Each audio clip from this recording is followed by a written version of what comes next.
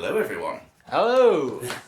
We are the Sceptical Lefties. We are we're going to be a new sort of discussion about various political topics. We're not professionals. We're not really particularly structured. Yeah. It's just two guys shooting the breeze. Yeah. Who just happen to share the same political Yeah. leanings. Share a similar political outlook and also a deep skepticism of conventional wisdom and received assumptions about just about anything in politics. And basically, you may be forgiven for thinking there's an element of planning in this. There isn't much planning, believe me. No. So, in fact, we actually put more planning into the choice of drink that we're downing at the moment. So yeah, as I say, it's just a couple of guys just drinking and talking shit. Yeah. And so basically, you might as well know is that I got to know Fred through working with him, basically, and we both work at the same place, and we spent a lot of night shifts together. And one of the things we found out that we had in common was this interest in the politics of the left and the Labour Party in particular the way the politics has gone in the Labour Party and the country as a whole over the last 4 or 5 years. And we thought, because we basically end up talking for hours about these issues, we thought we'd actually might try and do the same thing, but at home and with beers. So we hope you enjoy it. Not a lot of opportunity for that at work, unfortunately. No, unfortunately there isn't.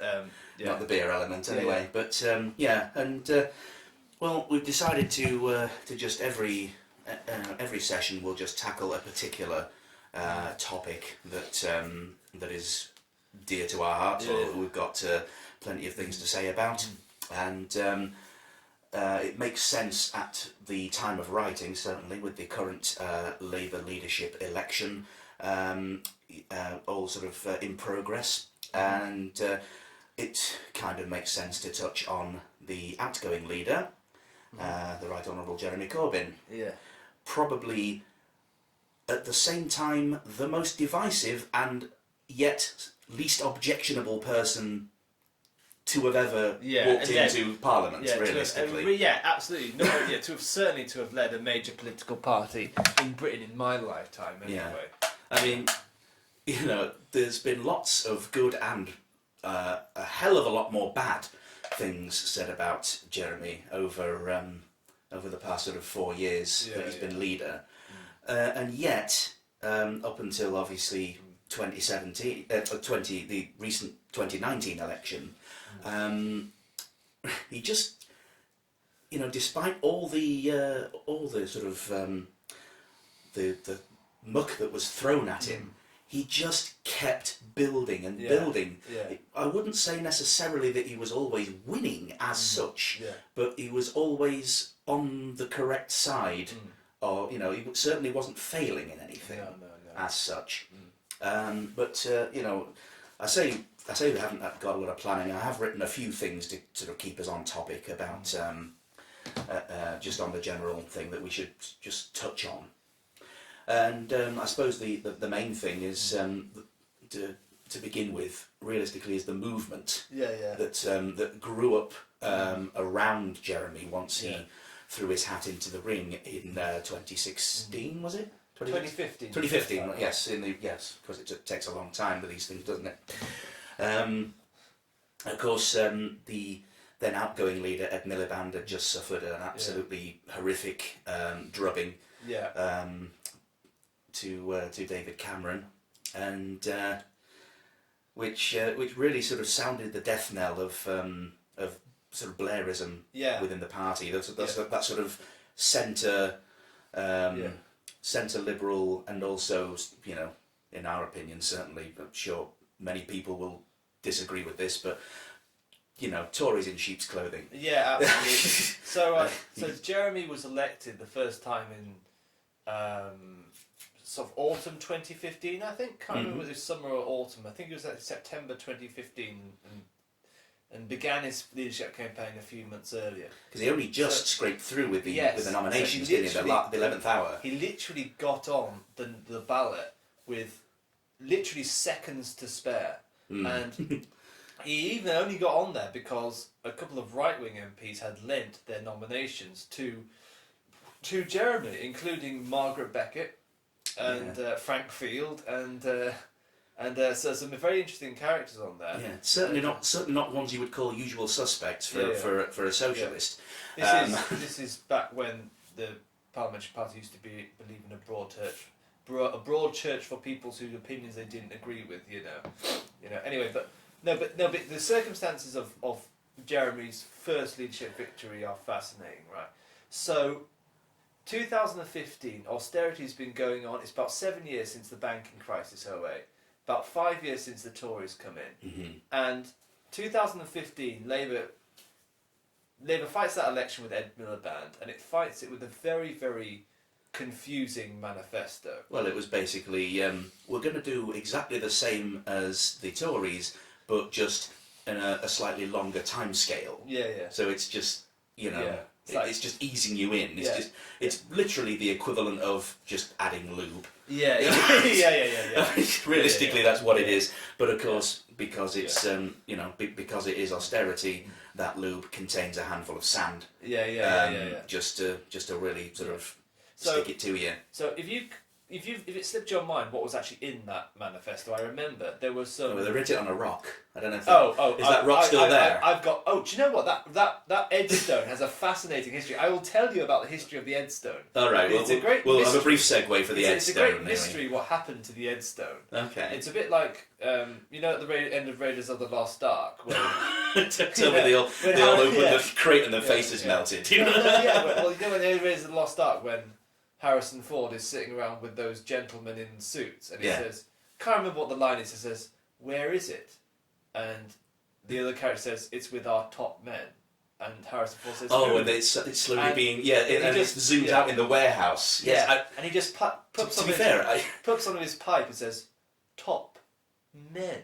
And it zooms that gigantic warehouse. That's basically where the Edstone is, in the gigantic warehouse at the end of Raiders of the Lost Ark. So I hope that's true. I mean, I really do. I could actually picture it, and there's Ed up in the gallery, looking down with a tear in his eye. But I do kind of feel, it's odd because Ed Miliband, a lot of people really wanted his brother David. But Alexei Sales said it best, because especially now that everyone is saying that we need to move back towards the centre, hence why Keir Starmer has garnered so many nominations thus far from the CLPs. And a lot of people initially were sort of piping up and saying, "Oh, we should try David Miliband." And again, it was Alexei Sales who really said it best. It's like, David Miliband couldn't even win a competition when his only opponent was another bloody Miliband. Yeah. It's hilarious that. I mean, we need, because Alexei used to be everywhere over the BBC in the sort of late 80s, early 90s. I remember watching it. Alexei Sales stuff was his big thing, and he made appearances in The Young Ones as well. Absolutely fantastic. It's written by Ben Elton, so it's obviously going to be good. Throwing Alexei in there as well. Yeah. Have you heard what this new programme he's got on Radio 4? Alexei Sales Sandwich Shop, where it's called? Invisible Sandwich Shop. Yes, that is terrific. Yes, and he actually did a good piece on Jeremy as well, didn't he? Anyway, so what was I originally going to say about the 2015 Labour manifesto? Right? Yes, sorry. So this manifesto is all over the place politically, because on the one hand it's got some quite progressive policies in it. Like, I mean, if you remember, there were things like energy price freeze in it. There was, yes. Abolishing the bedroom tax in it. There was a mansions tax in it. Yes. And do you remember that policy Ed floated about taking people's land off landlords if they hadn't used it? Yes, it was kind of like a redundant land grab. That's a Stalinist land grab, as I think it was characterised by the Daily Mail. Or something. Well, yes, everyone started calling him Red Ed because he had the backing of the unions. Yeah. I mean, well, of course he had the backing of the unions. He's the leader of the Labour Party. I mean, Tony Blair had the backing of the fucking unions initially. Yeah, but here's what I think about manifesto is. It also included a pledge to cut the public sector every year for 5 years. And so this manifesto is all over the place. It promises quite progressive, redistributive. It gives with one hand and takes with the other. Yeah, really. it gives with one hand and takes with the other. And of course, we just got flattened by it because the public didn't know what to make of it. You know? Yeah. And it was very incoherent. Oh, it was all over the place. Now, I've listened to John Trickett give a speech. Uh-huh. So John Trickett was up until recently the longest serving shadow cabinet member. And yet, I'll be honest, this is the first time I've heard the name. Yeah, okay. So he's obviously very up there. So John Trickett's a really good solid left MP, and he's very loyal to Corbyn. He does 2 speeches, and he takes them around events across the country. And I've heard one of these speeches, and he described being involved in the creation of the 2015 manifesto. And he hinted that someone who may or may not have been Ed Balls, possibly Ed Balls, went to the printers after it was all signed off and inserted a front page into the front of the manifesto, saying this will not reverse austerity. I mean that's it. Well, and you know what? He was right. Well, actually, we'll never know technically because it never came to pass. Yeah. But if there's no way it could have done. Yeah, realistically. if you cut the public sector every year for 5 years, and people don't have to work out that means lower wages, more unemployment. Yeah, and longer waiting times in A&E, and among other NHS related things, operation waiting list as well. So anyway, in 2015, there was a general feeling, look, you can't play the Westminster game like this. You can't just simply try and second guess what all the Tories are doing. You actually have to. You start from a core and build your support outwards. Yes. And for about 25 years, people have been pissed off at the Labour Party. We've had 20 years of slow privatisation, marketisation, Thatcherisation. And now the economy's crashed, and this was where are the kind of social democratic Keynesian politics? Where are the kind of all the really, where is the strong interventionist state ever going to make its head? And so Jeremy gets on the ballot as a rank outsider, 1,000 to 1. This quite.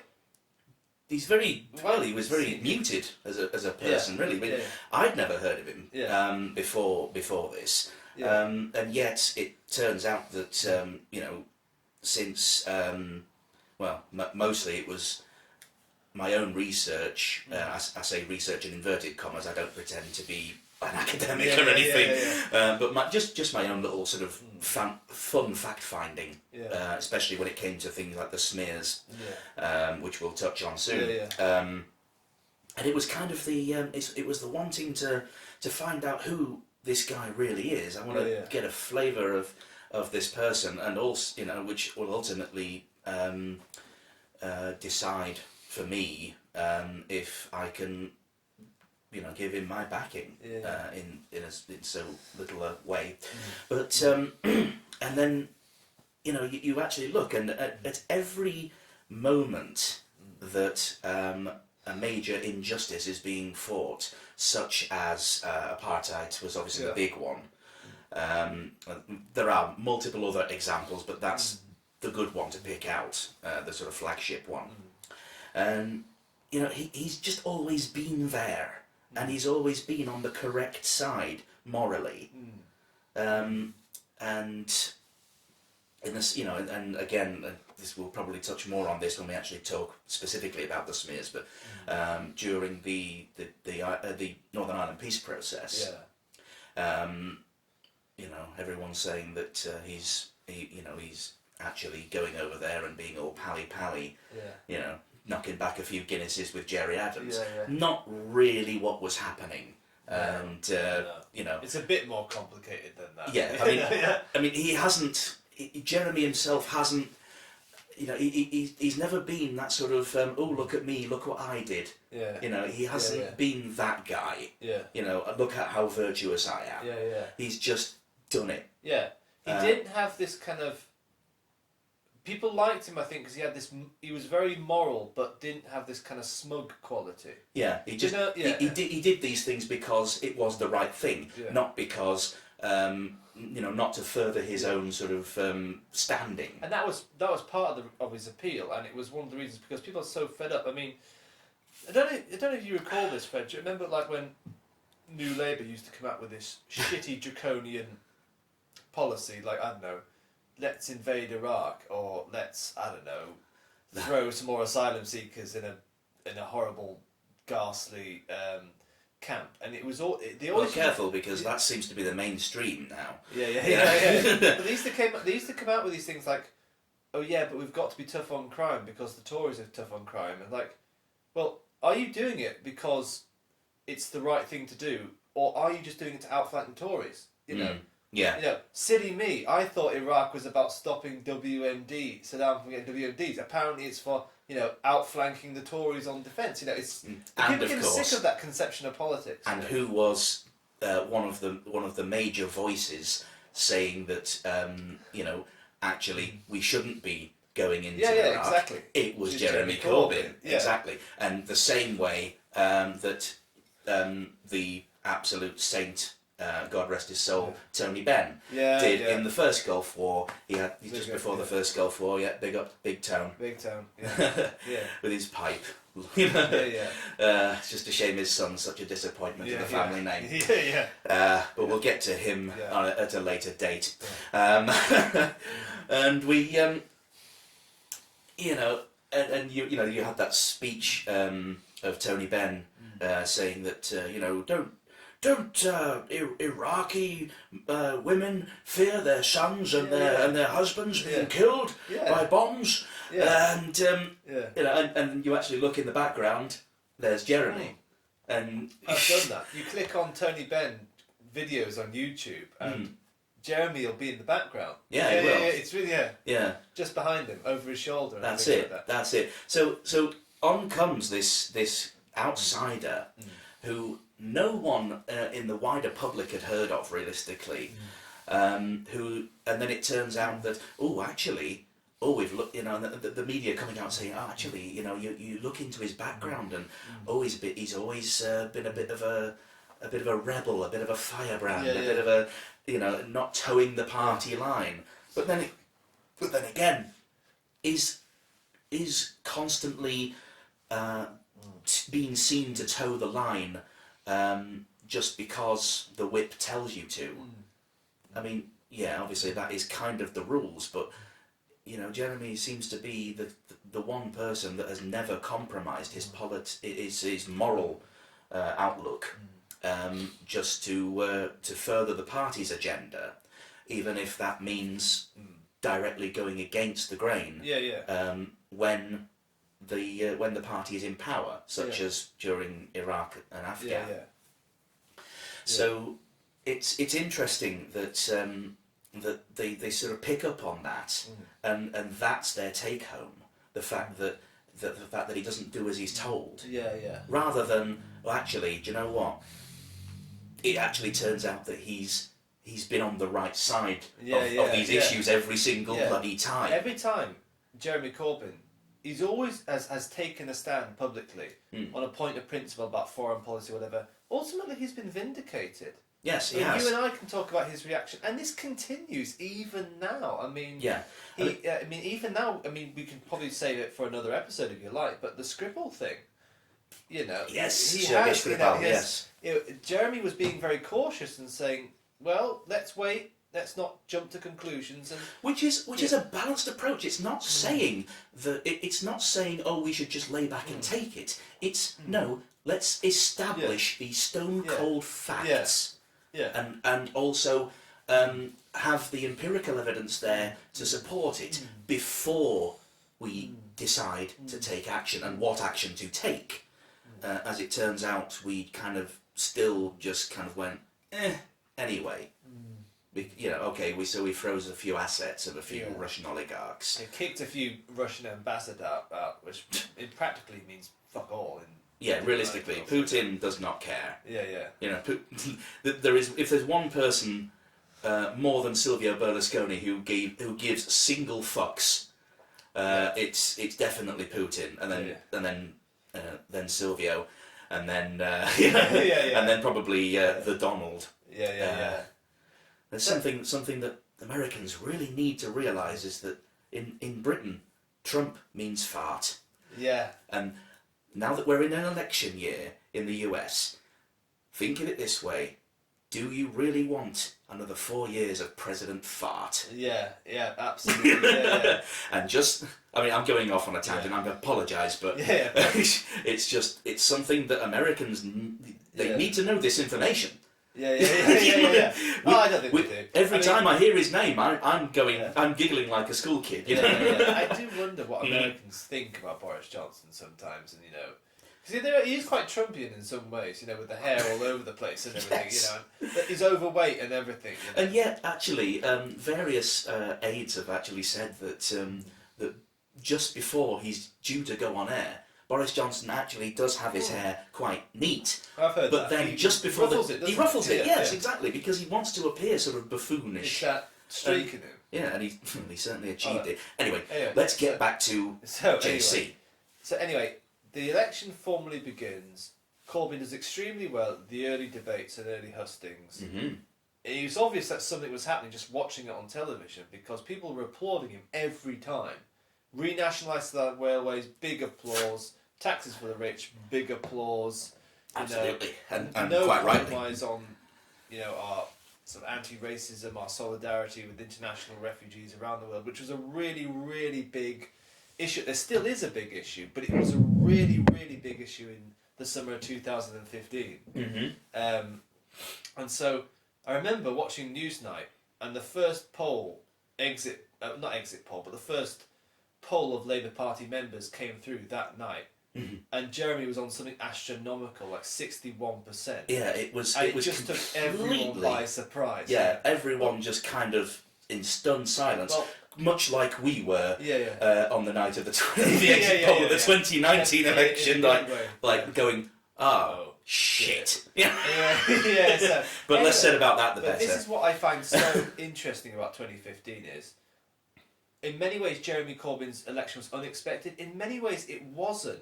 Because if you've been in a pub, if you've been in a club or on a bus and got people talking about politics, you would have known there was massive support for renationalising the railways. Absolutely. Nationalising public utilities. And this is one thing, and this is the one thing that Blair really kind of abandoned the core principles of the party. Yeah. This is the one thing that always gets me about when people badmouth Jeremy, the public, when they badmouth him. They say that he doesn't represent the working man, or that the party in general no longer represents the working man. And yet, when you actually say to them, well, how do you square that with the fact that pretty much every policy directly benefits them? Yeah, absolutely. Directly benefits them. Yeah. And they sort of go... Yeah.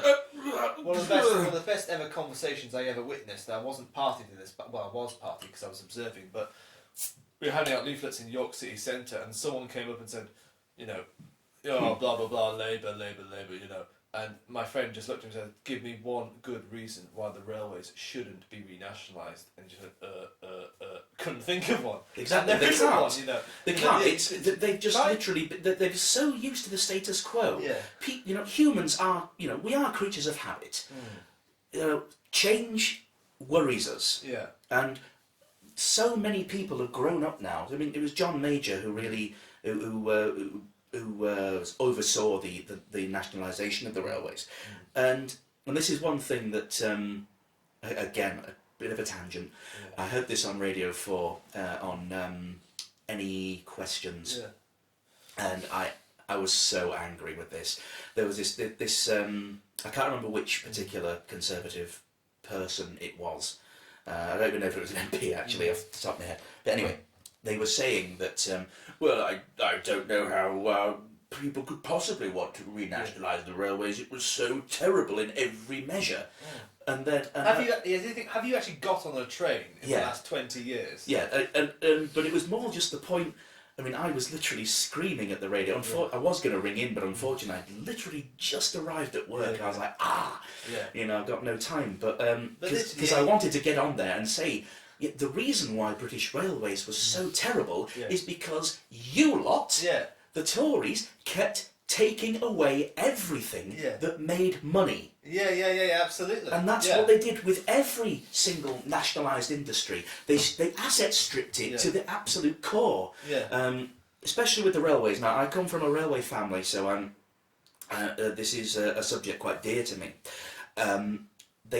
First of all, they took the docks off them. The railways used to own all the major commercial docks. I can take Grimsby as a good example. If you wanted, it's obviously a massive fishing port, the largest fishing port in Europe was Grimsby. So take that hull. Just gotta have a little dig at the hull heights there. I love you really, guys. They took the docks off. Now, the railways had it locked down as a monopoly, so to speak. But at the same time, obviously, that money is being reinvested because it's obviously going into the exchequer. But if you wanted at one time to take fish off the docks more than 5 miles by any other mode of transport than railway, you had to get a special license to do so, and you better believe you had to pay big, boku bucks for it. And that's just how well they kept their ship, and then to have that taken away, and then and then it was just everything else just slowly eroded. No reinvestment by successive Tory governments, and then of course the dreaded beaching cuts. And it just so happens that at the time, the Tories were in power, and the Transport Secretary was Ernst Marples, who just so happened to own a massive stake in the road company, the road building company, Wimpy. I think it was Wimpy. I'm pretty sure. That's not the certainly burger. a major, a major road building company. Can you say along with me, conflict of interest? Exactly. Don't a little conflict try. of interest, maybe. Right, so that's the only reason the beaching cuts were made, because the person involved had an interest in the road company. Absolutely, yes, and obviously they got in Beeching, and Beeching knew nothing of railways. He was from ICI, and he also insisted that the government pay him the same salary that he was on at ICI. So he really stuck it to the exchequer, and in some ways, a lot of the beaching cuts did need to happen. There were some lines that were never profitable. So that but bringing it a bit more into the 21st century, all of this ridiculousness at the moment with HS2 and the spiralling costs. We used to have, in fact, a high-speed line between London and Manchester. It was called the Great Central Line, and it was closed as part of the beaching cuts. And it was built to the European standard, the so-called Bern gauge, which is to do with like the heights of bridges and clearances and platforms, things like that. So that would have been, especially with the opening of the Channel Tunnel. You wouldn't have just been running into Dover and then into into London. You could have gone right into the centre of the country from there to Birmingham to on other lines, and also of course to Manchester, exactly where HS2 is going. And a lot of the track bed, the old track bed for the GC still exists. It's some of it's been built across, but if we can compulsorily purchase housing and whatever for HS2, then why the fuck can't we do it for why couldn't we do it to just reopen the GC? It would be a lot easier because a lot of the permanent way is already built. That's the sort of thing. It doesn't just go away. I mean. Anyway, I do apologise, ladies and gentlemen. We are given to these tangents. Speaking of trains, my final word on trains before we get back onto absolutely. Jeremy Corbyn is that I can't. Today I had to be in Leeds, a Leeds railway station, right? And my train. Now it was a northern train. I don't know if they've been renationalised yet, or if it's still in the private sector for like the last for a couple of weeks, because it's just been brought into nationalisation, hasn't it? Or is going to. Yeah, they've been still naughty boys, just like Virgin and Stagecoach. Yeah. But for the moment, it's still private, isn't it? I think so. I think it's literally a borrowed time. It's on borrowed time. Life support, I think, is actually a better way of putting it. And my train was all right, but I couldn't get on it because the doors wouldn't open. And so eventually, after about 20 minutes of standing on the platform, I went, all right, bugger this. I'm going to just find another train. And I remember thinking, there are people who think we're going to, post-Brexit, deregulate the economy and there's going to be a jobs bonanza. Privatisation can't even get the fucking doors on a train to fucking open.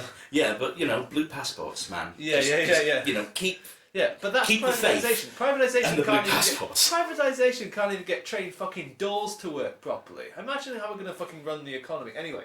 Yeah. But anyway, yes. Apologies, ladies and gentlemen. But the point I would like to make about that period in 2015. Yes, this is all about the overall context. In the overall context, Jeremy Corbyn's the explosion of Corbynism in 2015.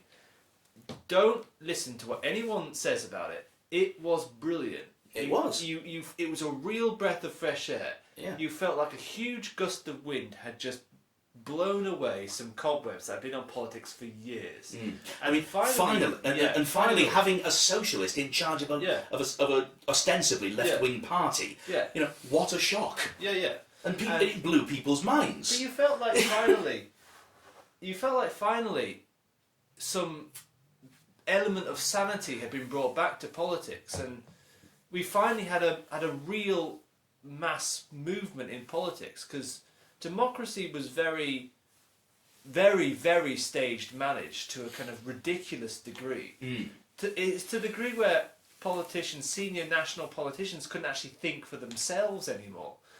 Like, all of Jeremy Corbyn's opponents in that election, they'd never ever actually they didn't know how to debate with Jeremy because they'd never had to do it before. So Jeremy Corbyn learned his craft arguing and debating in community centres and in pubs and in universities and in clubs everywhere up and down the country. And his opponents had never had to do that. No. And to see all the Labour Party explode in membership was amazing, because we finally had an organic mass movement with a wonderful kind of culture around it. And it was great. It was bloody brilliant. I mean, and the fact that he actually, he sort of ran it as a people-powered. That was very much the sort of the ethos was. We are listening. We are not just telling you what you want. Yeah. We are actually listening to what you want. Yeah, exactly. Yeah, and I mean, but it was amazing, because my own personal history is I left the Labour Party for a brief period and joined the Greens just before Jeremy got elected for the first time. But it was amazing, because in the early days of Momentum, when Momentum first got going... There's a controversial... Yeah, before it went shit. But, in my opinion... Well, all I say is there's a clown at every circus. Not all Momentum members are, just the same as not all Tories, realistically. What I mean by that is, so, in York, Momentum was established by two people.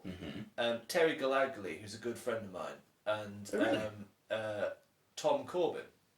Oh, really? His son. Never. Yeah. So but in York. Yeah. All right. So now, the last 5 years, it's membership. Dude, introduce me. Yeah. So now, in the early days, now Momentum in York has dwindled to basically nothing.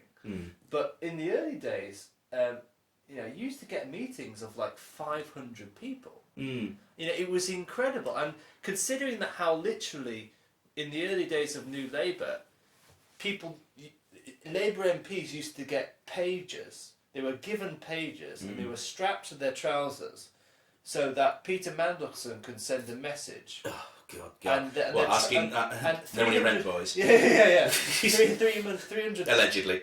So, supposedly. Yeah, we don't want to get into any shit with that. Yeah, we're not suggesting that, We're definitely not suggesting that he's a lizard in a human skin, although he definitely is. We're definitely not suggesting that, he may have been close friends with Jeffrey Epstein or anything. But Yeah, anyway, and had like 10 different phone numbers for him. 18 different phone numbers. 18? Oh my days! 18, Oh, well. But you know, that is 8 different. That is entirely allegedly, definitely a thing. Yes, allegedly. So Peter Mandelson. But that's how Stage put these pages on Labour Party MPs' trousers, and they would vibrate, saying "Vote this way. You're supposed to vote now."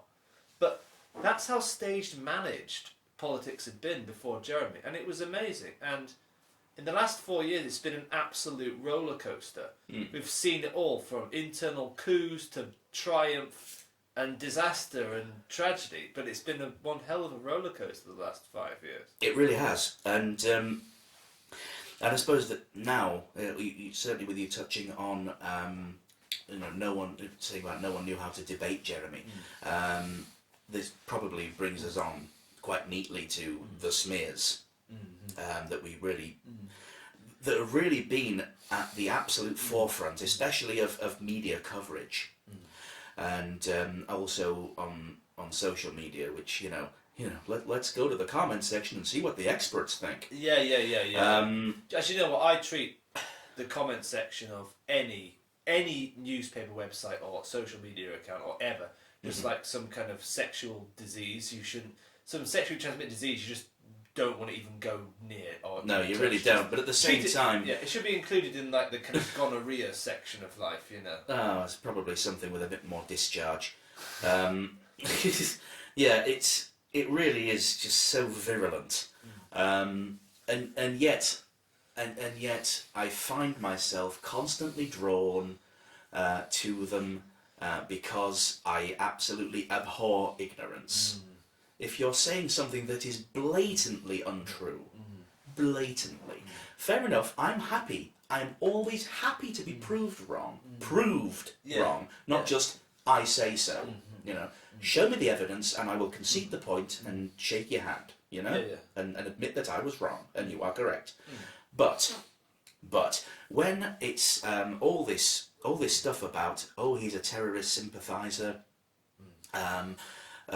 despite the fact that he is a well-known pacifist, and I always say this to people, if you can explain to me how a pacifist can sympathise with terrorists, two completely opposite ethoses. That's a tribute to just how hysterical it's become. It became over the 5 years. I mean, it really was just astonishing. Absolutely. What was thrown at Jeremy? I mean, it was hysterical. Literally everything you could conceivably imagine. Yeah, was it was hurled like against it. Yeah, it's kind of like if you could imagine a bank of machine guns and all they're slinging is shit. 500 rounds a minute of just turds. I think just hope in the vain hope that something will stick. And you know what? I say the vain hope, but it did to a degree. Because a lot of people will literally believe anything you tell them at face value, and not ask you to substantiate your claim. Yeah. If you put it in print, it seems, then you are just completely immune to any scrutiny. Yeah, I mean, this is one of the big. I mean, we can talk about this forever, and we will. Well, we will absolutely, but we could devote a whole episode to the smears alone. But I think we could do a top tens. Our top 10 favourite Jeremy Corbyn smears, and how they're complete bollocks. Yeah. But my favourite, I will just point out here, my favourite one.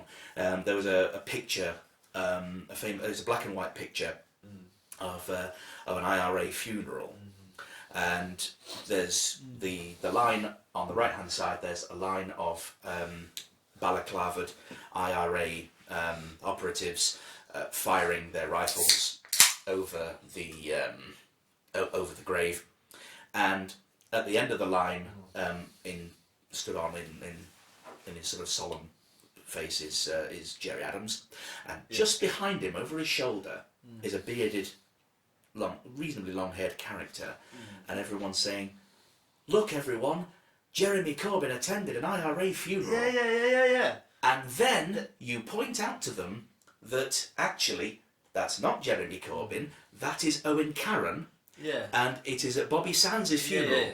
Owen Carron was Bobby Sands' campaign manager when he ran for Parliament during the hunger strikes. And people just go, what? But he's still a terrorist sympathiser. I mean, this is That's the thing. You conclusively prove people wrong, and they still just sort of go, yeah, well, he still is. I mean, it just goes to. I mean, yes, I understand that there is an element of sort of disproving someone's opinion where it isn't helpful in as much as if you patronise and talk down to them. But that, you know, and I have to admit, I am guilty of this. But at the same time, it's just it's mostly out of sheer just shock and disbelief at how someone can still cling to something that is just proven time and time again as to not be true. I mean, like the gender wage gap. Another episode. This is Fred's idea for an episode, guys, and the gender pay gap. We've talked about the gender pay gap before, haven't we? We have. But can I just on this issue of the smears on the terrorist sympathising, is that it was pointed out early on, it's like because Jeremy had obviously had this history of supporting Irish republicanism and supporting Hamas, and well, not supporting Hamas, but trying to encourage dialogue between Hamas. That was the point, and it's the confusion. It's the twisting of the message.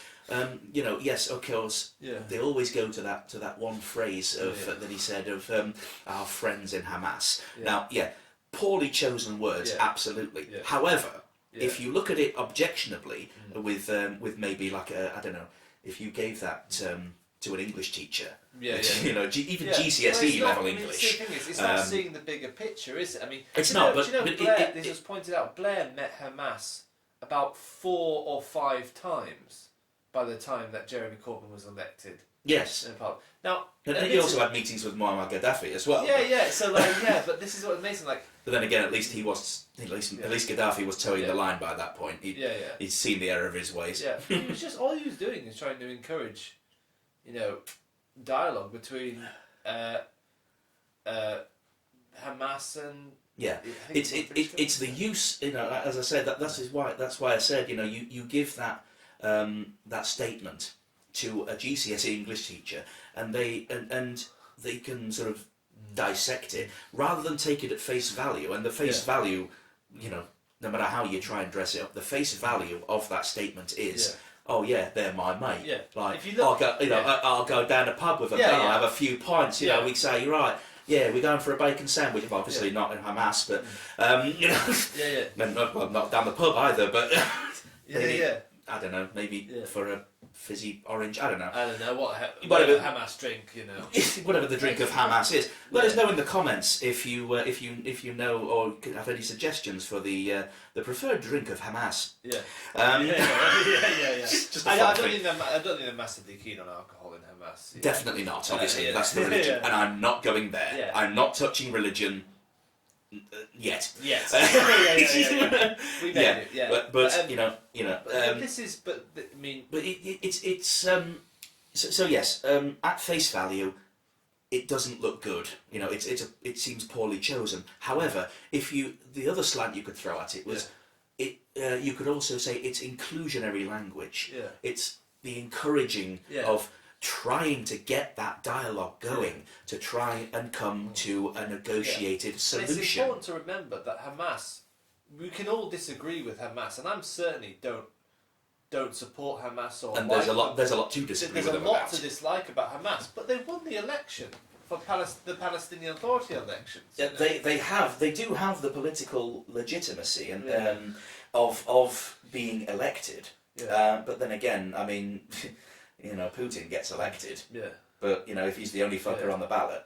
But at the same time, you know, at least Hamas are not some kind of military junta in that sense.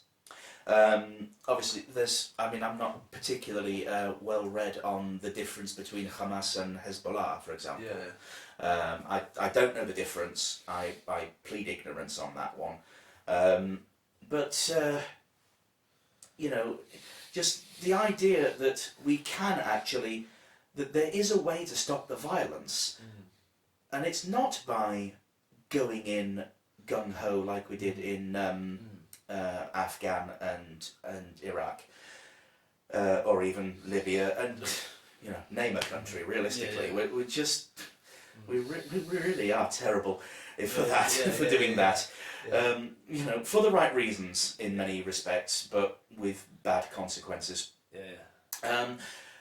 But there's a lot more to be gained by extending the olive branch rather than the Armalite. Yeah, absolutely. We it just shows you, but that it's a triumph, I suppose, of just how deeply embedded and incestuous the media is with politics. Incestuous? That's an interesting choice of words. Absolutely. I love Fair that. enough. I mean, there is an incestuous relationship between the media and politics in this country. Absolutely. Everyone. I mean, during the Blair years, the BBC was the mouthpiece of that of the Labour Party. Now it's gone quite the opposite. Do you know Tony Benn used to describe David Owen as the MP from Broadcasting House North? Oh wow, that's savage. It's savagery in its politeness. But anyway, going back to the smears against Corbyn over the last 4 years. Tangents again. It is. I mean, we could just to think off the top of my head of the number of things that were thrown at Jeremy. Like, he supports the IRA. Supports Hamas. Supports Hamas. He's a Czech spy. That was a fun one. Yeah. That was just bollocks. I mean, what? They just make these up as they go along. Czech spy, anti-Semite. He's going to steal your kid's inheritance. He's.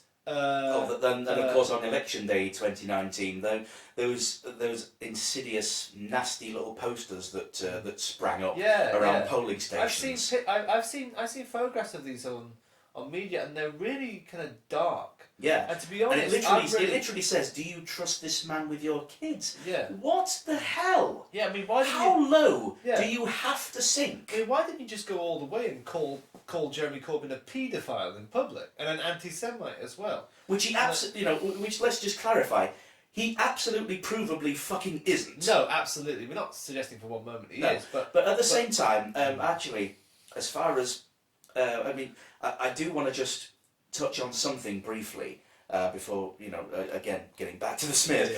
I don't want it to always sound like we are just basically proverbially sucking the guy's cock. There's a lot to like about Jeremy. But that sometimes he comes out with stuff that you just know won't play well, won't go over well with the public, regardless of whether it's correct or not. And the best example of this, in my opinion, was the whole thing with Shamima Begum. For those of you who are unfamiliar, this was the ISIS bride who ran away at age 15, was it? Yeah, she was 15. Yeah. She was 15 at the time. She ran away she was groomed basically by ISIS, and she went to Syria, and and then she wanted, when ISIS were basically wiped out, she wanted to come back to the country. Huge venomous backlash, saying that she shouldn't be allowed to because she's saying she basically supported. She ISIS. She actually supported terrorists. Yeah, she was. That's by the way, if you. All you sort of Corbyn haters out there. Shamima Begum is an example of a terrorist sympathiser. All right. That's provable. So just get some perspective, please, for God's sake. Anyway, and Jeremy cut through all of this public venom and said that actually she shouldn't be just instantly stripped of her citizenship. She should have the right to a trial. Yeah. Now, which is actually just a very British way of doing it. It is a British way of doing it. However, even at the time, I did kind of think, oh, I know you're right, but I just can't get on board with that. I mean, I think, personally. I mean, you and me disagree about the Shimmy Begum. I think it's fair enough. I think I very much cherry pick my politics. I'm generally on the left. Yeah, yeah. However, I do cherry pick things. You're a contrarian, which is one of the reasons I like. Oh, a contrarian. Yeah. Contrarian. Yeah, I've never heard that word before, and I like it. Contrarian's a great word, but Mr. Contrarian. Yeah, yeah. But I think if I have, there's an I know what you mean, but I mean,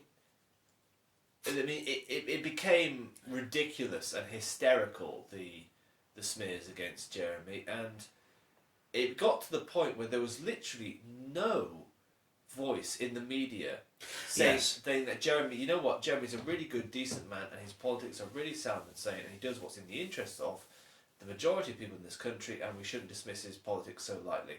There was literally no one in the media saying that at all. And I'll tell you what really scares me. I am worried about the long-term influence of this kind of massive smearing.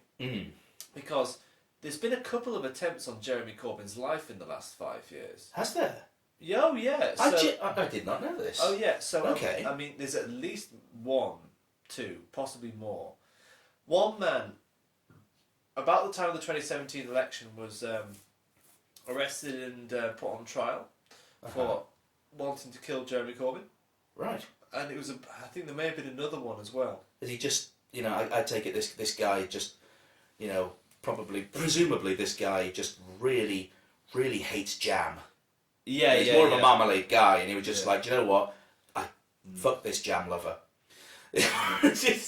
Yeah, okay, that's taking it a bit lightly to something that is a very serious thing.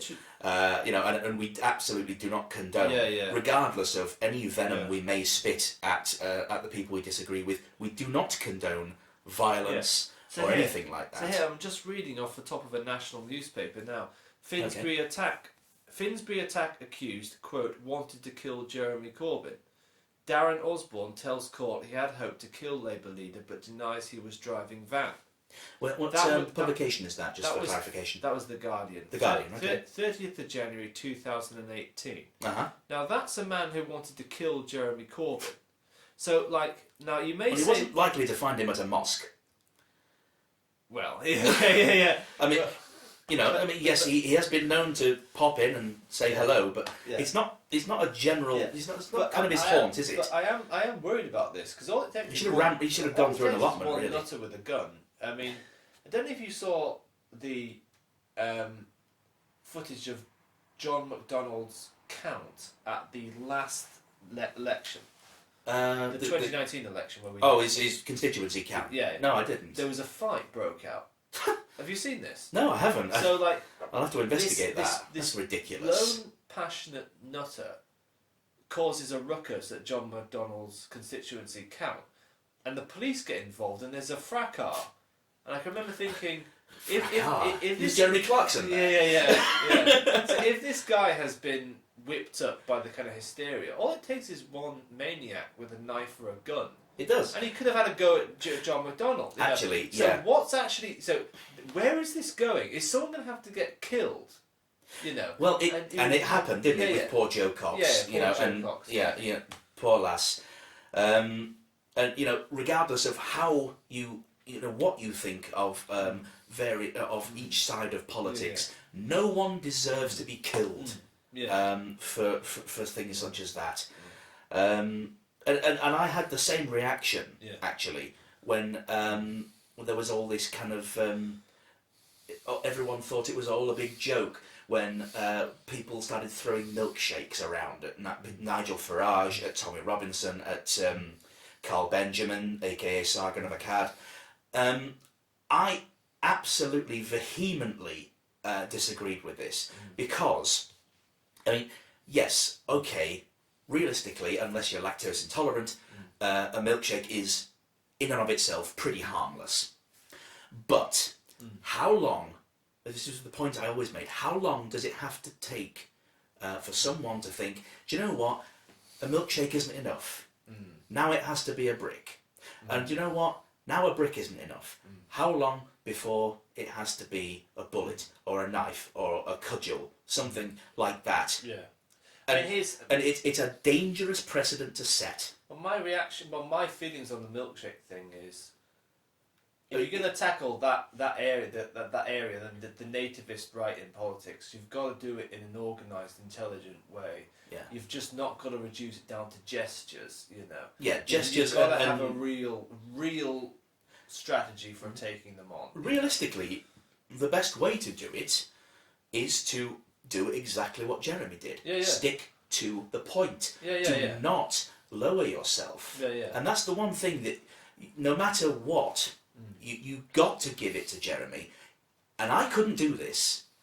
You know, he maintained that sort of stoicism. Yeah, you have to admire the dignity with which the man weathered those attacks. I personally would have issues with Jeremy about this, because one of the criticisms I do have of Jeremy is that he didn't take his courage in his hand and just tell some of his critics to fuck off. Yeah. And he was too conciliatory to people. But that just goes to prove, he is just at the heart of it all. Yeah, he's just a very nice person. He's a thoroughly good, decent person. If you can, fair enough. You know, if you can show me pictures of him kicking a tramp or something like that, then okay. Yeah, do you remember the whole stupid woman episode? Oh, the stupid woman. Yeah, okay. Yeah. But you know, objectively.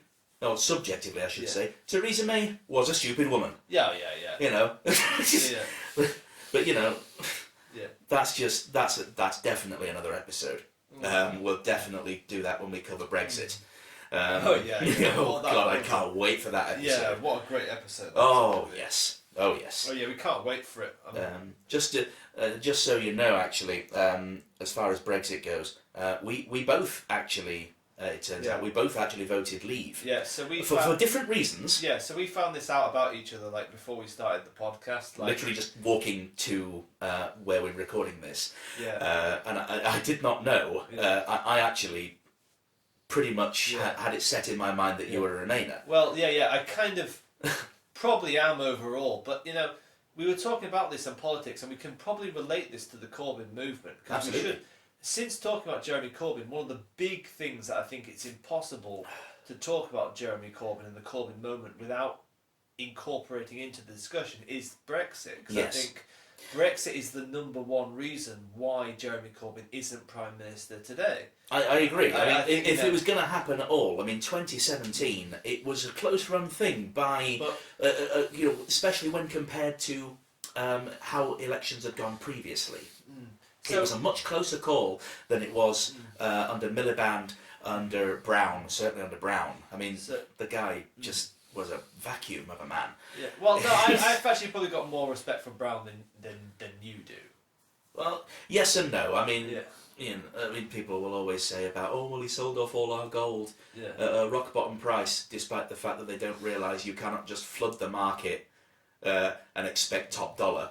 It just does. Economics doesn't fucking work like that. So as we were saying, we found out that both me and Fred both voted leave for our own reasons. And I think I'll be completely honest. For me, it wasn't really an intellectual thing. Will we? Kind of mystical notions about sovereignty, which people are talking about all the time. For me, it was just simple. It's just I just wanted to. Blue was your favourite colour. Yeah, it was that big. I just wanted to kick the establishment in the teeth. Yeah, and you got to remember how I'll be honest about this. I was very frustrated with politics as usual at the time. And there were lots of things I absolutely abhorred about the Leave campaign. I abhor lots of things about Johnson and Gove, and I hate, the way Gove. Bless him. I hate Gove. And I hate the kind of poster and the boiling point and all. And of course, all that. And of course, the amazing bit of propaganda and you have to call it amazing propaganda because it fucking worked. Yeah. The Brexit bus. We give the EU 350 million a week. Well, let's follow around their chest. Yeah, but where is it? But it was like you got to understand. I hated New Labour all of my life. Yes, And agreed. basically, all of New Labour fell behind the Remain campaign, and this was an opportunity to kick them in the teeth, and I couldn't resist. Now, to be honest, Fred, I slightly regret that now. Just slightly. Yes, I mean, yeah. But then again, Yeah. we are but two people. Yeah. Of 17.4. Yeah. However, at the same time, I think it can definitely be said that we are not Brexiteers as such. Yeah, we're not know. like Empire 2.0 buccaneering on the high seas kind of boy. I do like that analogy, actually, Yeah. especially when it comes to like the fishing thing. But then again, it's interesting actually since the actual sort of the so-called day when we got Brexit done, despite the fact that we have absolutely not got Brexit done yet. Yeah. It's a complete lie, Yeah. as everything that Boris says is. And we're just going on, and then this story comes out that that French fishermen are going to try and disrupt British fishermen. Yeah. Much in the same in the same vein as the Icelandic fishermen did in 1974. And I will say the same, what we should have done then in 74, that if that story is true about the French fishermen, we only need to make an example of one boat. Yeah. Evacuate the crew, sink the boat. Right, okay. And say, next time, we're not going to give you time to evacuate. Who's going to blink? Okay. And this is, and yes, and you may have gathered probably within the first 5 minutes of all this conversation, I am a dick. I much prefer the hammer to the sort of the sledgehammer to the pinhammer approach. In certain contexts, when it comes to international relations, if someone's saber rattling, call their bluff. Call their bluff. Because 9 times out of 10, the rattlers will back down first. So you didn't even actually have to sink a vessel. You can just basically say that you will, but not actually do it. I definitely don't want to see people killed. That's crazy. But a boat's a boat. But anyway, we were talking about Jeremy Corbyn comes along. There's massive resistance from the PLP. The referendum happens, and this is, I think, and it's the aftermath of that. He successfully weathers the ludicrous attempt to wrestle the party back from the Corbyn movement by Owen Smith. Many of the main players behind Owen Smith are now running for the Labour leadership. You know this, don't you? Yes, they're backing Starmer, aren't they? Yeah, but also people like Lisa Nandy. Do you know Lisa Nandy was Owen Smith's campaign manager? There's a shocker. Yeah, I know, isn't it great? But anyway, I remember when I got a phone call saying, "Oh well, I'm so and so." It was just someone who was canvassing from the Owen Smith campaign. I'll be honest, I just fucking laughed. Yeah. And I say, it like a lot of the Blairites within the Labour Party. Where's the money coming from? Yeah. And in Owen Smith's case, I believe it was drug. Didn't he used to work for a drug company? Yeah, didn't he used to be like a lobbyist for Pfizer? It wouldn't surprise me. Because that's the real thing that really sounds. people. If anyone can clarify that, I mean, in future we plan to actually have a laptop ready so that we can actually back up the crap we're talking. Yeah. But early doors, kiddies, we will try to make it a little bit slicker. Yeah. I'm enjoying this at the moment. But I'll tell you it's probably the alcohol. Yeah. I'll tell you what, I mean, but look, Jeremy weathers that, and he gets on to Brexit, and he successfully weathers the coup, and as a result of that, we're fucking. I remembered this point. This was actually for me probably the lowest point of the whole Corbyn movement. Was being down in the polls so far down at this point. Was this under Theresa May? No, yeah, this was when Theresa May was flying ahead. And it's hard to remember. It's hard to imagine now just how like how popular Theresa was. Absurdly, ridiculously, and yet popular she was in the media now. And she was flying ahead, like. And she took the risk in 2017 to call a snap election. Now, do you know what? Based on the polls, she made the right call. At the time, the information available to her was very favourable. Yeah. And so she absolutely, I would have done it. Yeah. If I was in her shoes, I would have said yes. Well, who's gonna say no to a 30% lead in the polls? 30% lead in the polls. You're pretty much, realistically, the omens are telling you you're a shoo-in. Yeah. And so, and what better to take over to Brussels than a very firm mandate to make this happen and to kind of kill off Remain once and for all. Yeah, yeah. Now, it turns out that obviously it didn't go too well for her, which, a bit of schadenfreude on our part, certainly. Yeah. But at the same time, I have to actually express a little bit of sorrow for Theresa because of the fact that she's... Who else would have wanted to do exactly, to go through what she was going through at that moment? Yeah. That takes a lot of balls, and it has to be said, Theresa. You made the best of a bad situation, I guess. It didn't turn out well for you. Yeah. That's just shit luck, I guess. Yeah. But anyway, yes. So Brexit in general, we're looking at. This kind of, especially from the more central grounded sectors of the party, people like Keir Starmer, and basically this is I think the major undoing of the Corbyn movement is because Jeremy was all for just going with it, absolutely just respecting. He always said even the Brexit policy we had in 2017 was perfect, wasn't it? Well, yeah. Well, perfect. He said, "Listen, we'll respect the referendum."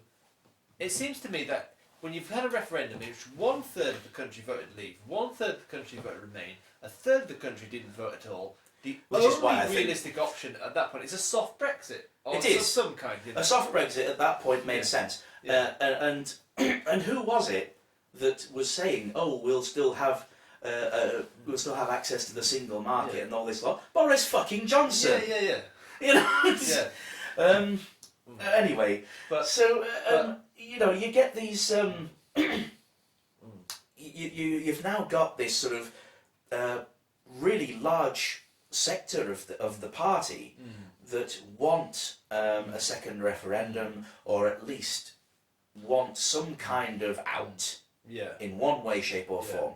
Hence why a lot of hence why we had the absolutely amazing exodus of people like Chuka Amuna. Oh yeah, wasn't that great? Yeah, and Anna Funny Tinge Smith. Hasn't he been in 3 political parties?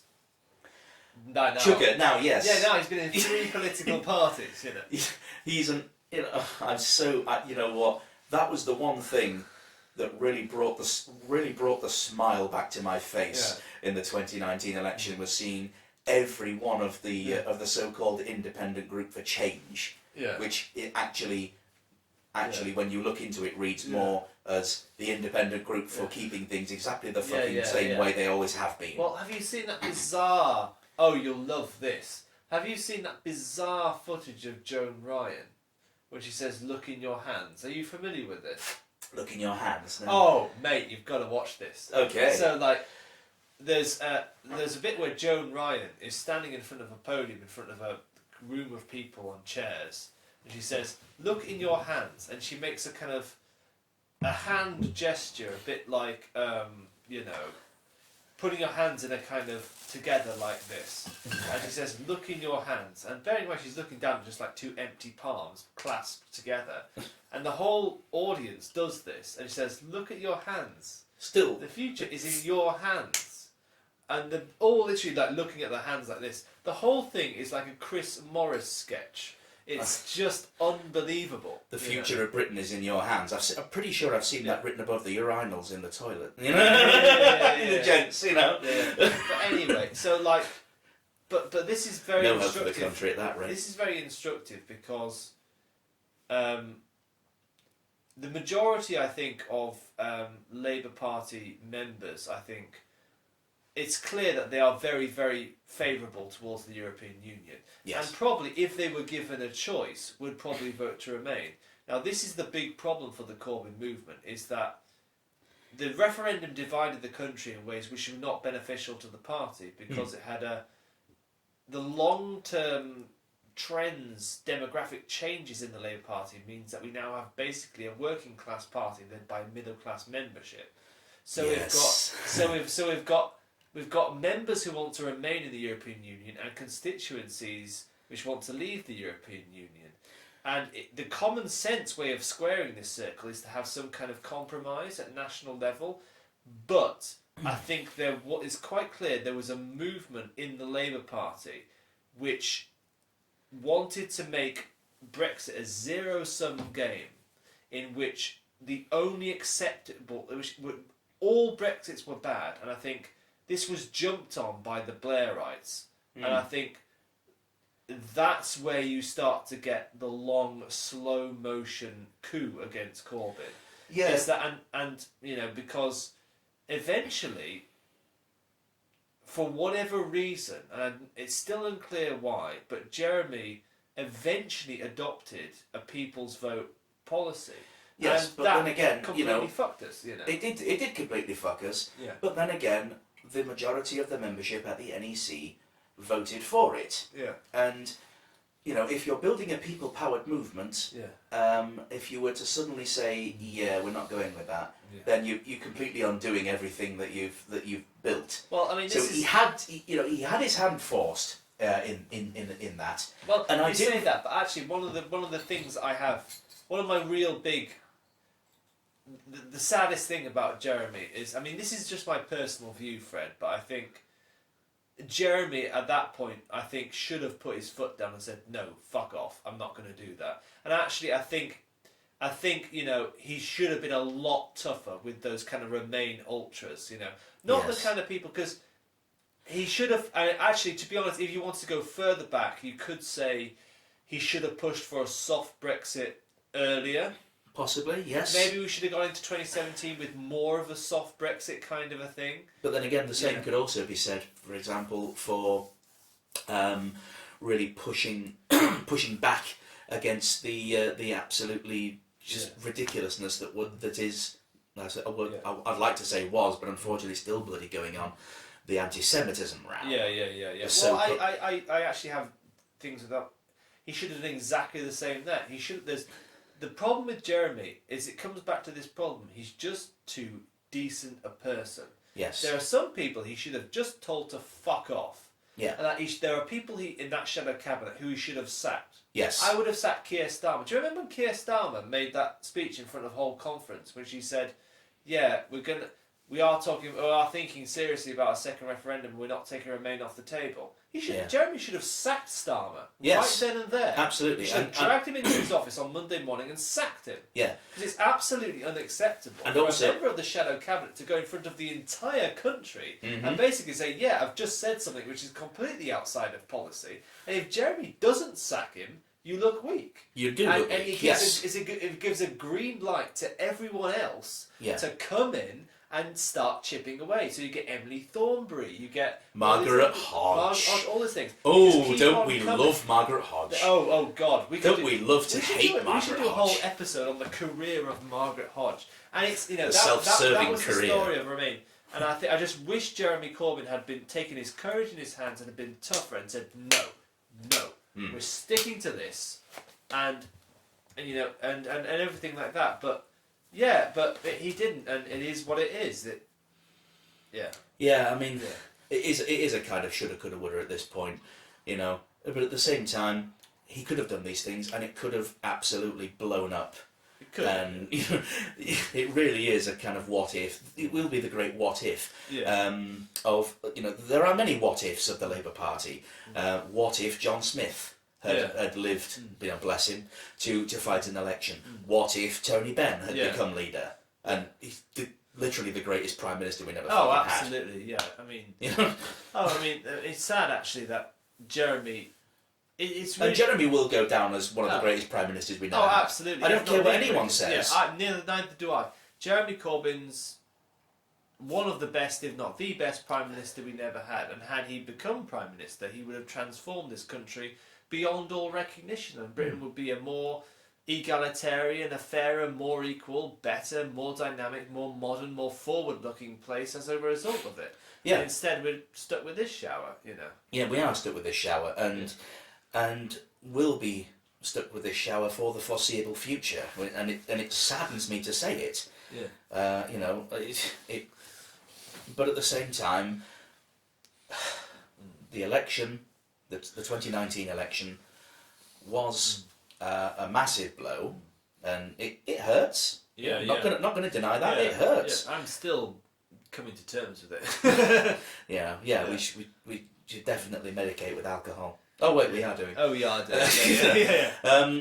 Yeah. So do you know doctors define binge drinking as anyone who goes to a party and has 4 drinks? Fucking hell. I've probably had enough. I mean, I used to turn up to a party with a bottle of Jack Daniels and a couple of bottles of Coke, get a pint glass, fill it about 3/4 full with Jack Daniels and top the rest off with Coke, down that in a wanna. No, really? Yes. Gosh. In order to get into the spirit quickly. Gosh. Yes. Oh gosh. No, that's hardcore. It's not. Yes, it's not exactly Pim's o'clock with me, darling. No. Anyway, and then just keep myself at that level. Yeah. So that's interesting. Yeah. But I mean. Also, you're drinking lager at what is it, 4.5? Yeah, mine's 4.5. Yours 4.5. I'm drinking rough 8, cider at 8.2. Yeah. And I'm on my third. You're on your second. Yeah. You're lagging behind, darling. Come on. I know. I'll put another pint can after a minute, but. Just to clarify, if anyone's thinking of putting a snarky comment, I say darling as a term of endearment. We are not together. I just say that because it's a funny, funny patronising thing to say. Fred and I are completely red-blooded heterosexual. Yes. Anyway. Yeah. So and, we were talking. And now that we thinks the lady does protest too much. Yeah. We were about to mention anti-Semitism, and can we just touch briefly on the career of the illustrious, supposedly career of Margaret Hodge? Yeah. Oh right. I thought you were going to say Chris Williamson actually. Oh well, we'll get on to it. Well. We absolutely will. Go on. Well, he's part of the debate. But... Well, can I just say briefly on Chris Williamson? Yes. I think that for the time he was a member of Parliament, there's a good case to be made that Chris Williamson was the greatest backbencher in the House of Commons. In that sense. At the time. Yes. I think so. Yeah. I mean, leaving aside very long-standing members of Parliament, certainly the most campaigning backbencher. I mean, there's no one, I think, who took up the campaigns like he did. Certainly, you look at the kind of campaigns he took up, no one, I don't think, was ever really taking them up like he was. But anyway, let's talk about Margaret Hodge. So, Margaret Hodge, the woman who was an obscure backbencher for 30 years, and then slags off Jeremy in public and suddenly can't find her outside of a TV studio. So Margaret Hodge has had. Pretty sure she had a bench set up, to sleep on. So Margaret Hodge has had an interesting career, right? She first knows Jeremy Corbyn as a member of the loony left, allegedly, in Islington in the late 1970s. Yeah. She goes up. She wants to be selected as the Labour candidate for Islington North against another young thrusting man called Jeremy Corbyn, and so Jeremy Corbyn. So Hodge goes up as the establishment figure. Jeremy Corbyn goes up as the candidate of the members. Yeah. Jeremy Corbyn wins by a long margin, and becomes the MP for Islington North. It takes Margaret Hodge another couple of years, or maybe a couple of election cycles to get elected, but she eventually gets elected. Yeah. Now, I don't know if that has any long-term influence on Hodge's thinking. Even though Jeremy. it definitely did. Yeah, you can tell that, can't you? You're like, what We way don't- to hold a grudge for 30 years? We don't know for certain that she held the grudge for 30 years, but she definitely did. Yeah. Yeah, It's quite a long time to hold a grudge, frankly. and she was, and she has been one of the most virulent voices. Especially when it comes to the anti-Semitism. But this is the most outrageous thing about Margaret Hodge. So, in the early 1990s, the survivors of very serious sexual abuse in Islington care homes come forward. Yes. And one of the many people who come under a lot of fire. For clarification, sorry, was this historic allegations, or was it contemporary at the time? So in the late 1970s, there were. So it was historic by the 90s standards. Yeah. By the 90s standards. I just wanted to clarify that, because obviously we know that I think it was 86 that Jeremy was first elected. 83. 83, even better. Okay, so by the standards of the time, it was historic. Yeah. So in the 1970s, there were a number of paedophiles operating in Islington care homes and children's homes at the time. And now, Margaret Hodge was given evidence that these sex offenders were operating and basically did nothing about it. Huh. And in the early 1990s, a writ was written on Margaret Hodge for negligence. Wow. And she somehow becomes a Labour Member of Parliament in 1997. I mean, this just shows you how corrupt New Labour was. Wow. How on earth can you even get selected as a Labour candidate, having a writ for negligence written about you? Well, I suppose...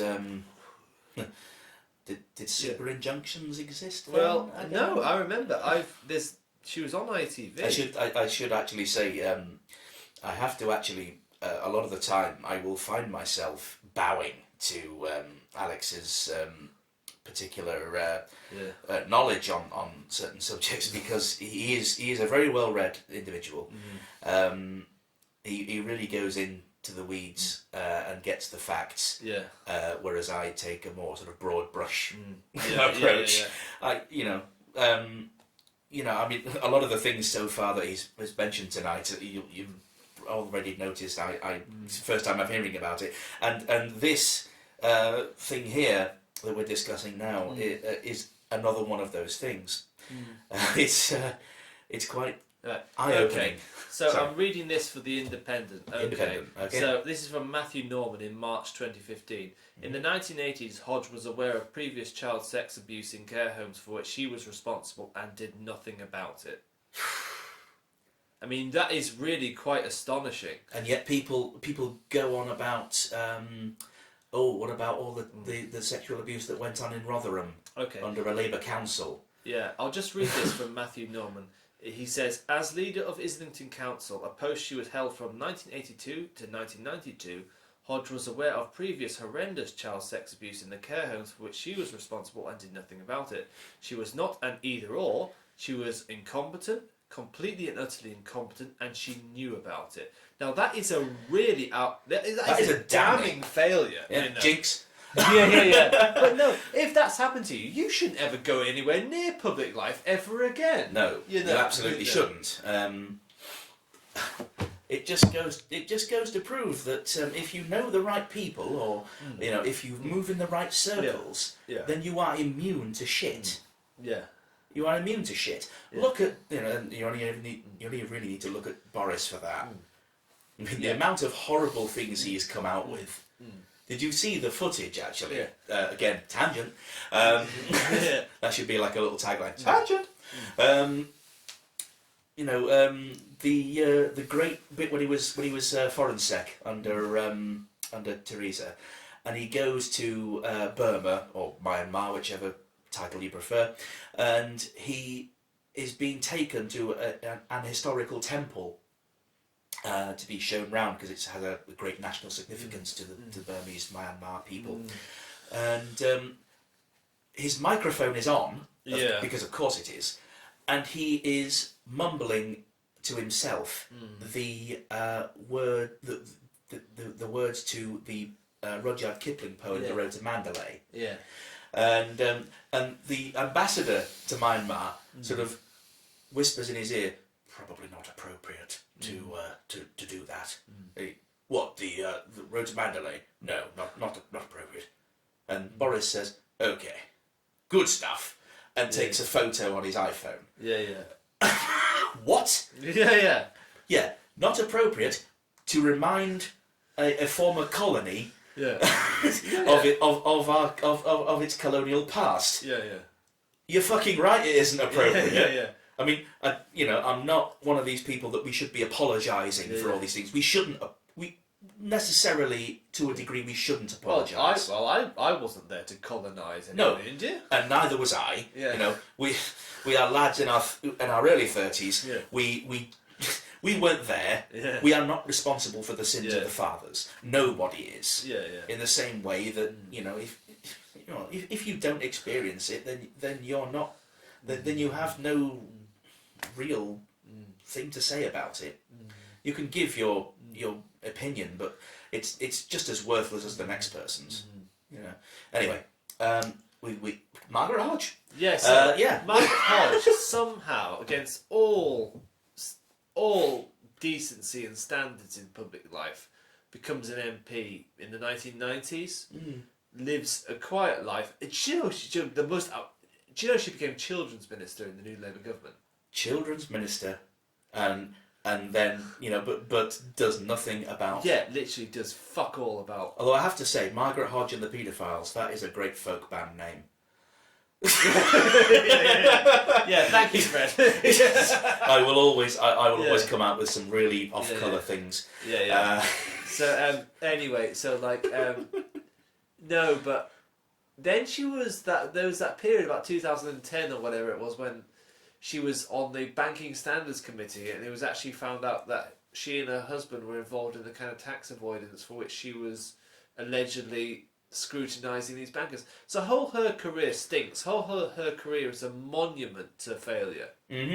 She's failed at every single thing she's ever attempted in her entire life. Much like the Tory government. She's failed as a councillor, she's failed as a council leader, she's failed as a candidate, she's failed as an MP, she's failed as a leader of a select committee. She's failed at everything. And she's like, and she has this moment where she calls Jeremy Corbyn effing anti-Semite. And she didn't repeat it verbatim outside the House of Commons because, as you know... Parliamentary privilege. Parliamentary privilege means you can't be sued for anything you say in the House of Commons. So you can call Jeremy Corbyn an anti-Semite. Which is why Jeremy Dennis Skinner is such a fucking legend, by the way. Yeah. Half the Tories are... I apologise, Mr. Speaker. Half the people... How is it? Half the Tories are not corrupt, or whatever. Are crooks. Yeah, that was it. I butchered that one, I'm sorry. Right, okay. Google it, he says it better than I do. But she is absolutely dreadful. And, I've got no respect for her because of all the reasons I've mentioned. Why should I respect someone like Margaret Hodge? People say you've got to respect people who make these anti-Semitism spins about Jeremy Corbyn. Fuck off, why should I? Why should I respect people like Margaret Hodge? Why should I respect Margaret Hodge? What's she ever done? I will respect anybody who brings, who brings up an allegation, who brings supporting evidence to the table. Yeah. Just saying, I don't like you, therefore you're a Nazi, for example, and that in itself is a big problem that the left has. We will touch on in a further episode. You've got to back it up with hard evidence. And I've been waiting, we all have, to see the actual empirical evidence of all of these, of this so-called sort of institutionalised anti-Semitism, despite the fact that, realistically, the Labour Party's always kind of really been a haven for the Jewish the Jewish faith. Absolutely. I mean, and all faiths really. We are a much more accepting church than a conservative. Oh, absolutely. I mean, I've said it before and I'll say it again. The Labour Party, in its current form under Jeremy Corbyn and now, is the most racially inclusive party the British public have ever been given an opportunity to vote for at a general election. We might have a problem in a minute because I've got to go to the loo right now. Well, we can always press pause and come back to that. Okay, Let's can we press come pause. back? Yeah. All right. Please. Brief musical interlude. Okay. We're back. So you're back. Yes. Better? I feel much better now. I'm not surprised. Yes. I'm sure that it'll hit me soon. But then again, you broke the seal now, so that's it. My fault now. Yeah, that's it. You'll be back and forth like a pox doctor's clerk, as my dad would say. He has a lot of weird sayings like that, does my dad. So, another person to touch on, now that we've mentioned Margaret Hodge, has to be probably my most hated politician, pet hated. Christ, by the way, so just like, how am I? I'm only on my third beer. You've like nearly finished your cider, man. No, I've got 2 more bottles left. Don't be silly. So anyway, the politician that I, and I'm sure I know you actually love to hate. You know who I'm going to say? I know it, yeah. Jess Phillips. She doesn't. Yeah, I was going to say she doesn't come from Birmingham, does she? Yeah. Yeah, she does. Yeah. Although she doesn't really come from Birmingham. No, she doesn't. Well, she doesn't exactly sound like a Peaky Blinder, does she? Yeah, not really. Not that all people, I'm not getting, no. But anyway, Jess Phillips. So, in the aftermath of the awful and tragic death of Joe Cox, murder, I should say, of Joe Cox. The murder of Joe Cox. The murder of Joe Cox.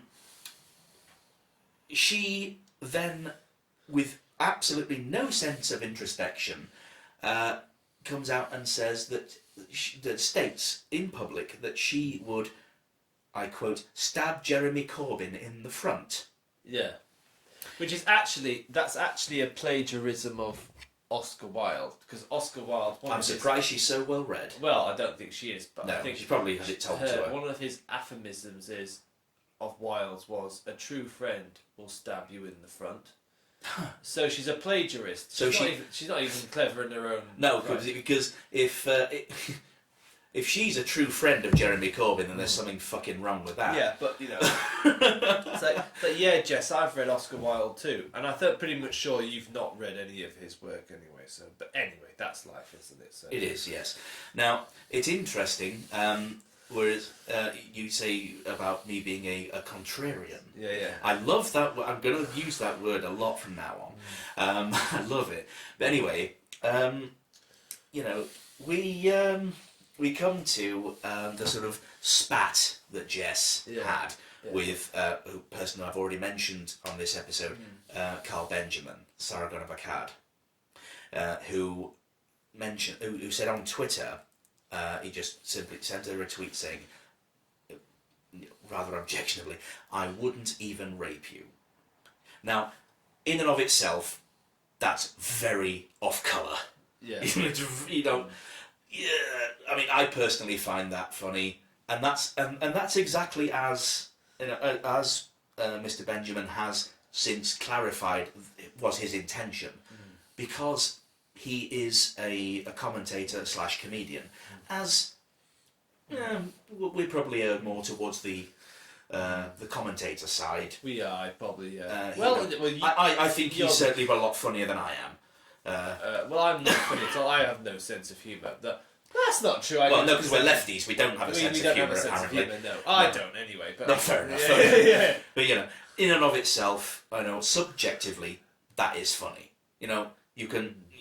You can disagree with that, that's fine, but just remember, people, you are not the arbiter of comedy. You do not get to decide what is and what is not funny. You can for yourself, but that has no currency outside of the self. Right, so... I just want to lay that baseline there. Yeah, well, yeah.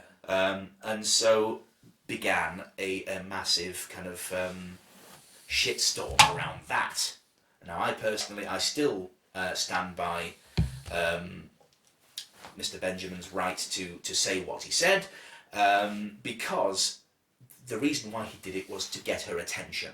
Yeah. He had tried on various previous occasions to try and engage with her in a nice way, just to get her to come to the table and address his concerns or feelings on certain issues, and this was actually all came about because of Jess Phillips, I believe, was chairing a committee. Well, actually, there is some controversy around this because she became so the PLP has it has committees set up or orientated around policy. So I think it was a broad church. It was a bipartisan committee because Ed Davey was there. He's Conservative, isn't he, Ed Davey?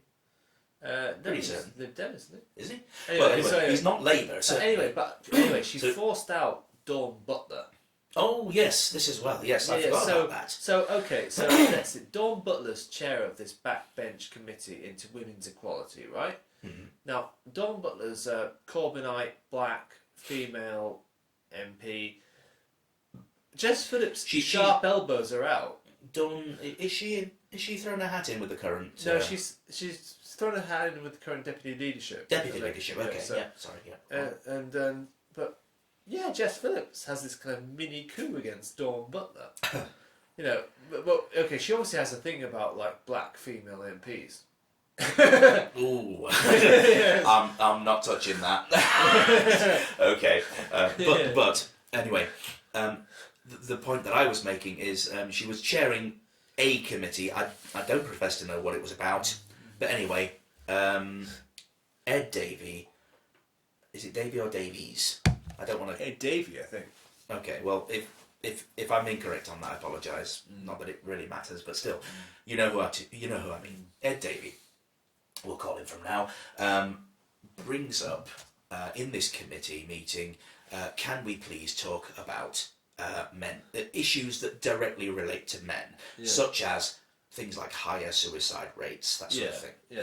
Which is an inarguable point, and this is all on YouTube. You can search this out. You just and it's absolutely awful when and when this when Ed Davey says this, Jess Phillips basically just laughs at him and says very sort of derisively and patronisingly, you can have your little debate on men's issues when I see proper 50-50 representation and parity of women in Parliament, like that's somehow the milestone that we're all looking to achieve. I'm all for diversity. I've got no problem with diversity as long as the people who get there are the most qualified. So I don't care what your skin colour happens to be, or what what genitalia you happen to possess, or even how you self-identify. If you are competent and qualified to do the job, then I apologise. Obviously, I haven't drunk enough neck oil yet. If you are the most competent, then you should get the role. Anything else is entirely incidental. I'm just interested in getting the job done. Yeah. I mean that's the thing. You elect the best person for the job. Yes. It's kind of patronising in and of itself to just simply give someone a role just because of something that they cannot control, such as skin colour. Yeah. That's irrelevant. Yeah. Entirely irrelevant. I think yes, of course they can bring lived experiences to the table that are particular to their circumstance. That I absolutely accept. But again, you still have to be able to do the job. The public are paying you a lot more money in the last 20 years. A lot more money than we're getting to do our job. Yeah. Well, we're low-level people. In the grand scheme of things. I'm not gonna reveal too much info. We won't go into what our job is on. No, we're not going to do that. That's just silly. But anyway, so we, we've seen this this committee and this absolutely disgusting, quite frankly, reaction to a legitimate point being raised about men's issues, and that's not, but that doesn't detract whatsoever from anyone else's issues, whether they be women or black or Asian. I think any whatever gender, as a high suicide rate should be taken seriously. It absolutely should. You know, and given the fact that men, you know, men between the ages of 18 and 24, the highest cause of death. Yeah, highest cause of death, higher than like drug-related deaths. I believe it's actually up to and including the age of 40. The suicide is the highest cause of death. Well, that should be taken seriously. It absolutely should.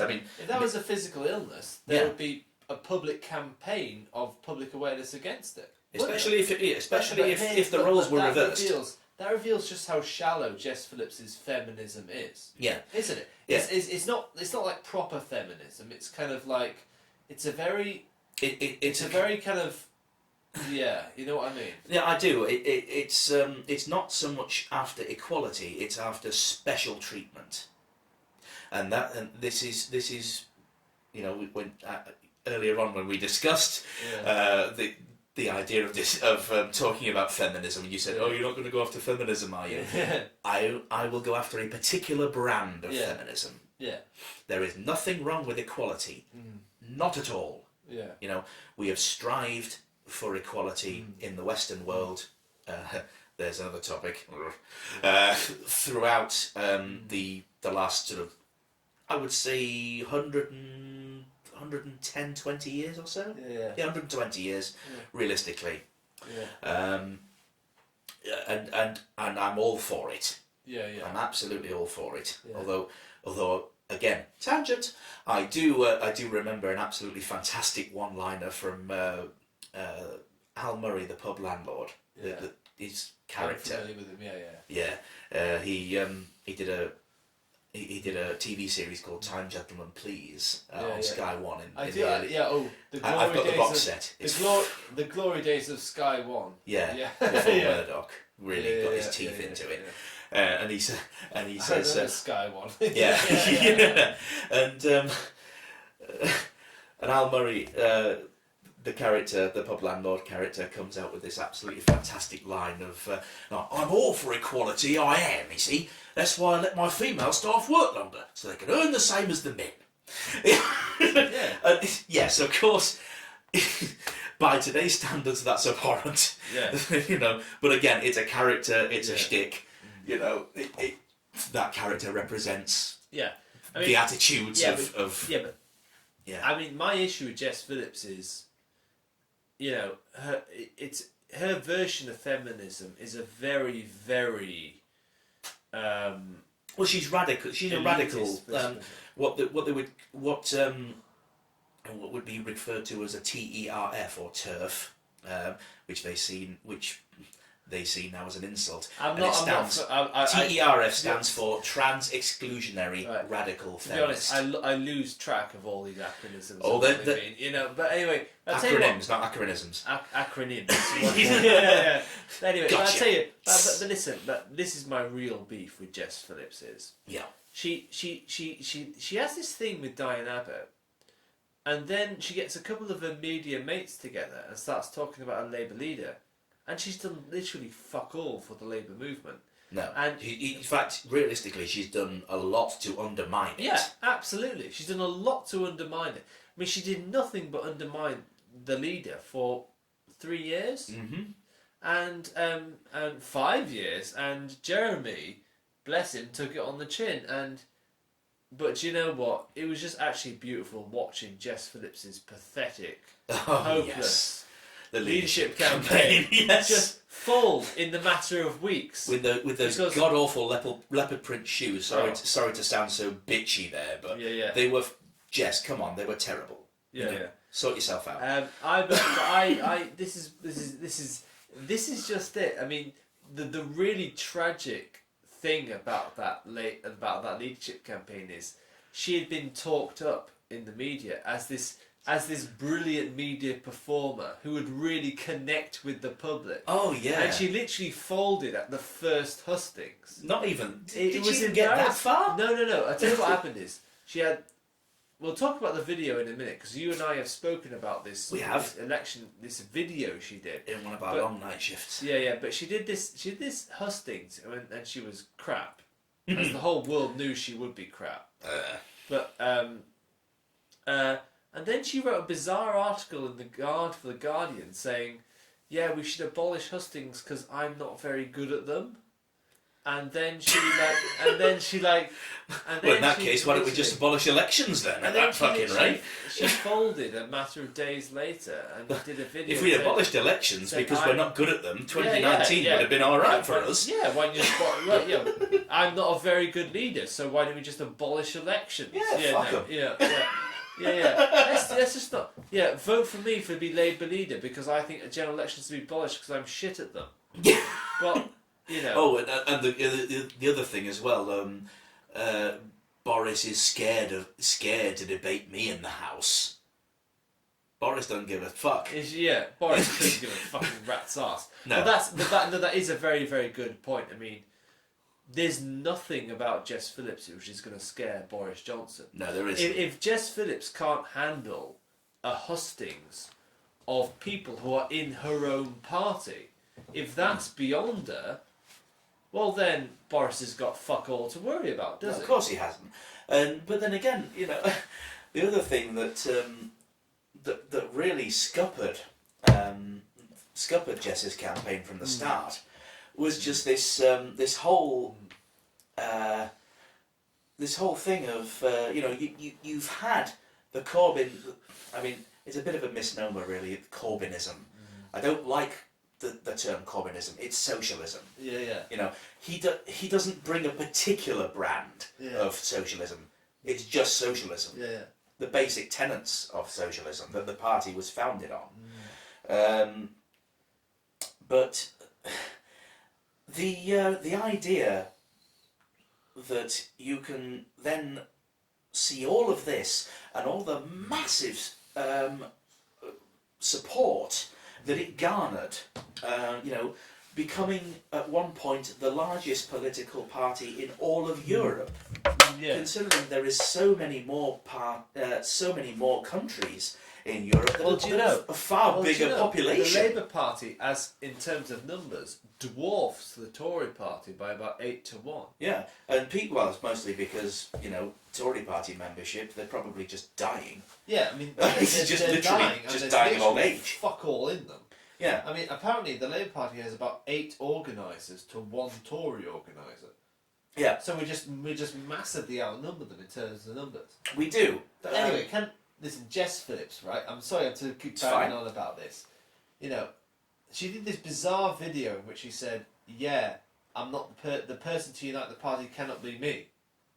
Like, I mean, her whole campaign is a monument to hubris and arrogance. I mean, it was. And the sad thing is, she'd been a media darling for years leading up to that election, but literally, do you think people in the real world actually really care about Jess Phillips? I think people in the real world are a lot more concerned with where their fucking next meal's coming from. Yeah. I'll be honest with you, dude. I mean, to be honest, listen, come on. Because I always hear it said about Jess Phillips around the Westminster media that, oh yeah, people out beyond politics love her. I mean, I'm like, do they?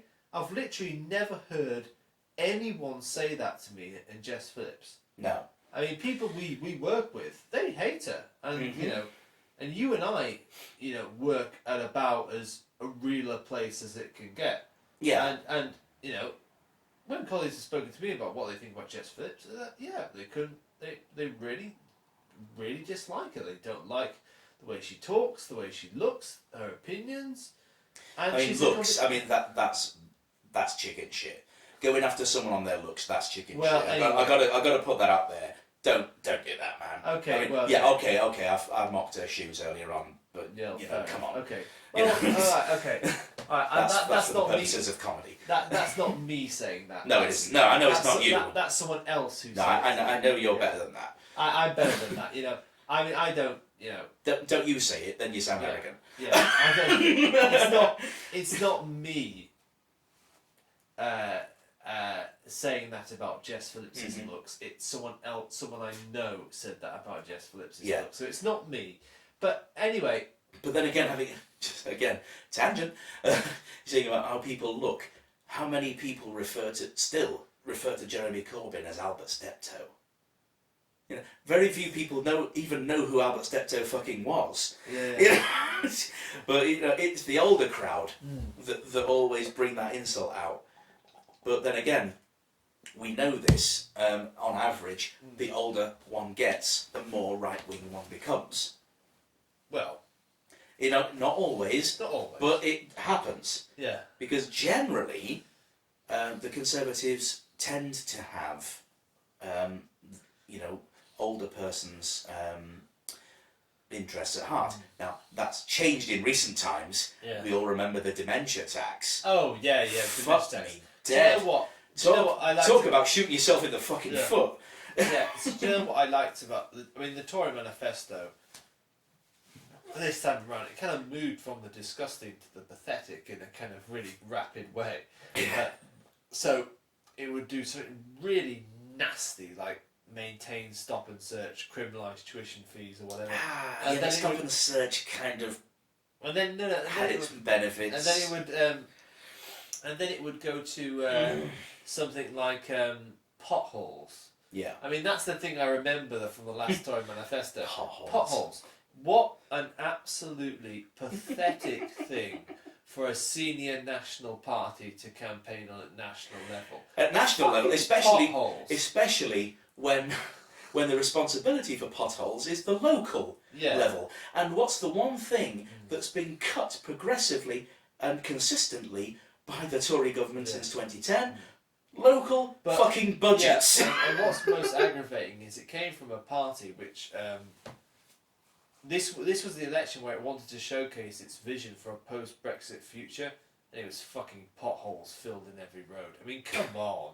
You know, really. I'm not being funny, right? I have a close... Well, no, not a close family member. A family member who I am personally very close to, who lives in one of the most affluent areas of Buckinghamshire. Yeah. And when we went to visit for a bit of a family reunion, we had people from all around the world, and we were trying to find our way through the town to her house, and the roads were atrocious. Yeah, it was literally like, it was kind of like it was almost as if the road wasn't there. You were just driving over rough shale almost. It was appalling, and they have one of the highest council tax rates in the entire country. Yeah. I am going back about 10 years here, but it just goes to show, you know, if you have to the will has to be there to fix these issues at the local level. Yeah. Regardless of what the budget is. Yeah. You know, if you've got someone who doesn't give a fuck about potholes, then potholes ain't going to be fixed. You know, whereas at the same time, if they, you know, some sort of vanity project, kind of like HS2 is, but you know, that's a national thing. But if you've got someone who has a real hard on for I don't know, like a brand new pick a local thing. I don't care. A particular thing to invest in that doesn't really benefit anyone who gives a toss. Yeah. You know, what do you expect to happen? You know, if you're elected to represent individuals, you really do kind of need to actually... Sorry, I should have said at the beginning of this, tangent! That's going to be a thing.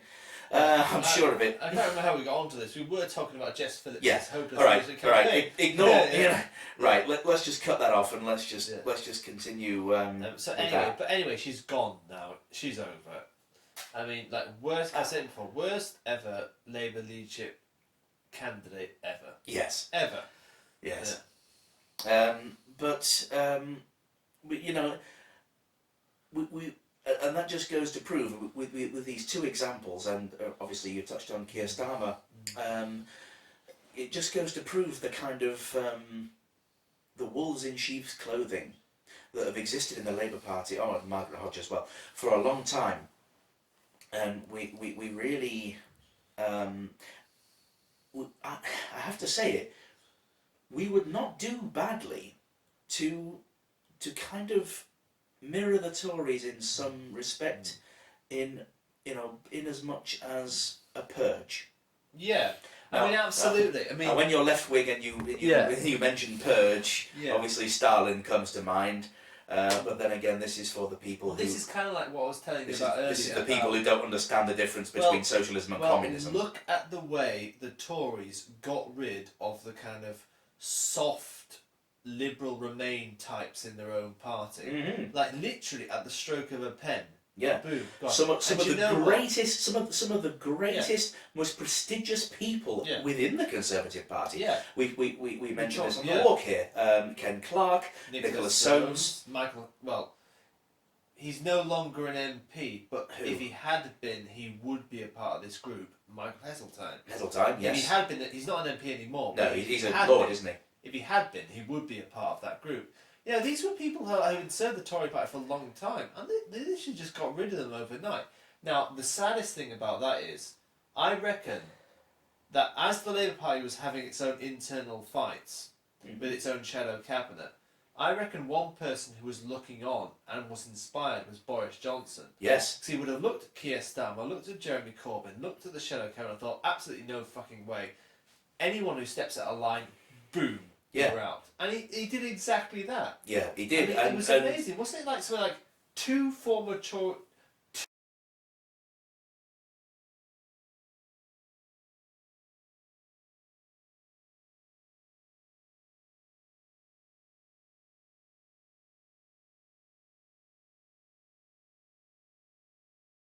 Tory chancellors and about 8 privy councillors were suspended from the party on the same day. Yes. It's amazing. Yeah, and, that would be unthinkable 10 years ago, even 5 years ago, that would be unthinkable. I just don't get it. Hi guys, we've just come back to the loop. We've got to be honest, we can't really remember what we were talking about before we decided to go for a comfort break. Where were we? we were vaguely talking around Jess Phillips, weren't we? Yeah, and a very broad thing. But do you know what? Let's move on. Actually, we will move on. I actually want to touch on as part of the overall movement surrounding, again, Jeremy Corbyn. We seem to have strayed so far from Jeremy Corbyn. Well, no, it's all related, isn't it? Because none of this would have happened. Well, no, exactly. Yeah, Jeremy, it is. It is related. It absolutely is. John McDonnell, I want to touch on. Yeah. Because he has been a fierce ally, probably one of the best allies you could actually hope for, in the sense of supporting the message, going on TV, not undermining the message, sticking again, maintaining the dignity that Jeremy sets out in the House, not rising to the smears. I mean, the man went on Mar after a devastating election defeat and said, "Yeah, this is my fault." Now, what I think he was thinking to do is, good God, man, the meeting of the PLP takes place the next day. You got to admire someone who does that and says, who falls on his sword for his own leader. Exactly the phrase I was thinking. You have to admire someone who does that. That's a very, very loyal thing to do. That is a special kind of character. I mean, and he really was the one that kind of pushed this idea that there is an alternative to austerity, and it's quite simple. This alternative, it's the idea of investment. Yeah. Not just take money away, but put it in. And this is again, this kind of ties into some of the smears that we mentioned previously about, every time, it was actually quite a famous one, Every time there's a Labour government, the economy dips or spending increases. I remember this. And the Conservatives have to come in and sort it all out again. Yeah. Despite I the remember fact, this. and that is in direct contravention to the thing that we are all told as a kid in school. If you don't put in, you can't take out. Yeah, exactly. Well, it goes. I mean, the whole Tory austerity ethos is. I'm sure you were told, and I was told, if you get into debt, you've got to pay it off. Yes. And that was what was so powerful about the whole Tory narrative on austerity, because it went right back to something we've been told from very early on in life. Debt is bad, and if you get into it, you got to get out of it. Yes. And it's very hard for a political party to turn over something like that. But I'll tell you one thing I like about John McDonnell. I mean, John McDonnell's a fascinating person, I think. Yeah, and he elicits conflicting emotions in me. Because on the one hand, I think if Jeremy Corbyn's the greatest Prime Minister we never had, John McDonnell's the greatest Chancellor we never had. I agree. And, but I am a bit confused as to why he warmed to the people's vote policy towards the end of his time as Shadow Chancellor, just before the election. I am a bit confused about that. I mean, I would like him to fully explain that. I mean, it was probably. Do you know what? I got to call it. It was probably just because he was staying on message. Probably. I mean, I am.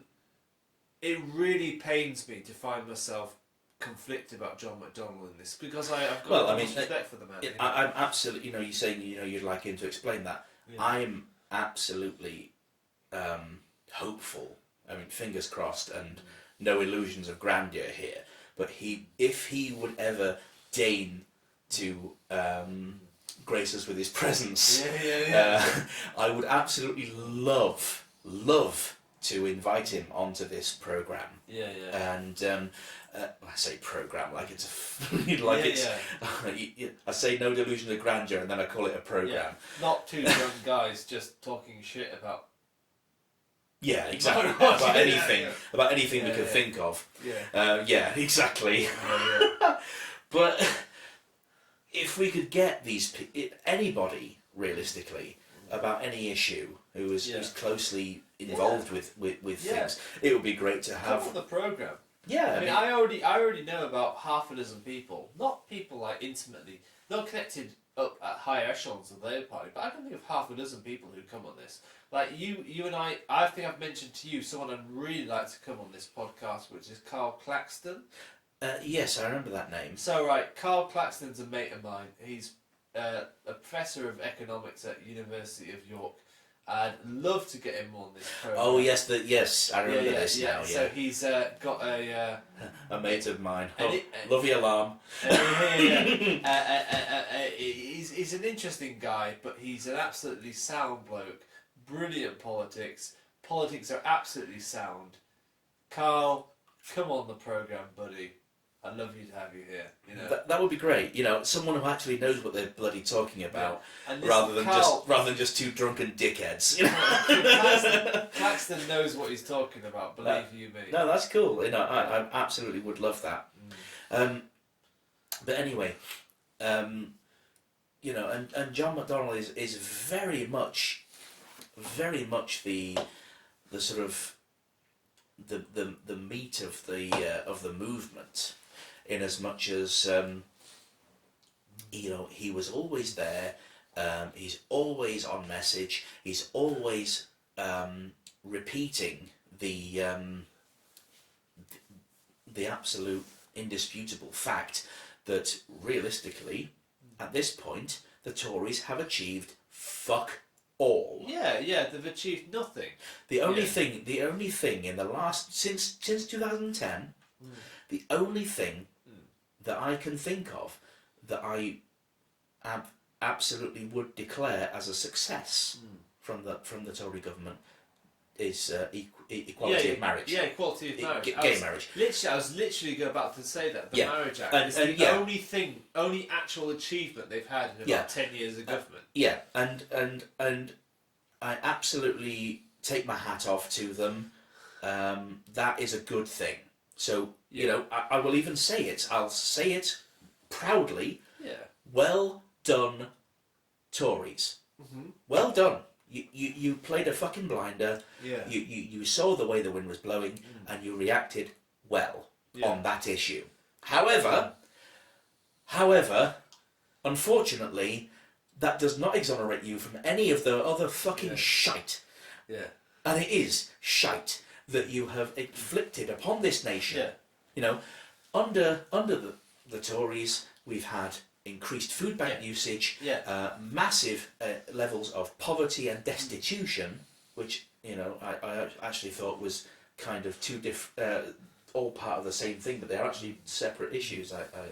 Separate meanings. Yeah. Destitution being a lot worse than just poverty. And I mean, that's the thing, isn't it? I mean, people's lives are generally worse off now than they were in 2009. This is a good example of the kind of arguments I have with people in politics constantly. It's like, when people say to me, New Labour did all these good things. Yeah, they did, but you've got to look at it in the bigger picture. So, like, the Tories have done one or two good things, but look, so when I slag off New Labour, right, and people tell me, what about all the good things New Labour did? Yeah, they did lots of good things, but listen, that's no way to judge a government. No, it isn't. Because in a democratic society like Britain or America, any government's going to have its good points and bad points. Because if a government was all bad, that's simply not realistic. Because no government is all bad and no government is all good. Yeah. So there are things about perfect quote. Yeah. From the great film from my basketball days. Yeah. White Men Can't Jump with Wesley Snipes and Woody Harrelson. Man, even the sun shines on a dog's ass some days. Yeah, it does. It does. That's a terrible Wesley Snipes impression. Don't judge me by that. Yeah, but it does. Like, in a reasonably democratic society, even the worst government's going to have its good days. You know. So, New Labour did the occasional good thing. Good Friday Agreement, the minimum wage. Yes, but the Good Friday Agreement, the framework was in place already. Cutting cancer waiting lists. Mm-hmm. These are the child poverty. There's some good things, but then again, Nigel Heseltine wasn't a complete cunt either. So no, he wasn't. In fact, he was probably one of the best leaders that the Tory party never had. Yeah. It's like, well, Richard Nixon established the Environmental Protection Agency in America. He did, and he also... Richard Nixon also radically expanded the number of national parks in America. Yeah, he did. Because... And another good thing... Because as a very poor child in Whittier, California, national parks were the only place his family could afford to take him for a holiday. Absolutely. But that doesn't mean I'll support Richard Nixon. No. So this is an argument another good thing that Tricky Dicky did. Against yourself. So, what did Tricky Dicky do? Tricky Dicky do. Yeah. Oh, wow. Try saying that 5 times when you're pissed. Yeah. Oh, wait, we might just do that. So, Tricky Dicky did. He also actually made kidney dialysis free in America. Yeah. That's a fantastic thing. I mean, obviously, that's one small niche of American healthcare. But you know what? Good on Tricky Dicky for that. Yeah, but it doesn't. Tricky Dicky did good. But it doesn't make him like a great government or anything. No, it doesn't. It's what Reaganomics, for example. Yeah. You know, another great thing, another sort of vaunted thing. Reaganomics. You know, it wasn't really that great. You know. Yeah. It was all about military spending. Yeah. But that's the point. Like, just doing one or two good things doesn't mean that a government's worthy of your support. No, let's see. Does it fuck? Yeah. No. Yeah. One, you have to really, you have to at least achieve a 51-49 balance of good to bad. Whereas if you look at the Tory government since 2010, with the coalition government, which definitely is another episode where Nick Clegg, oh god damn it, He came so close to being the kingmaker, Yeah.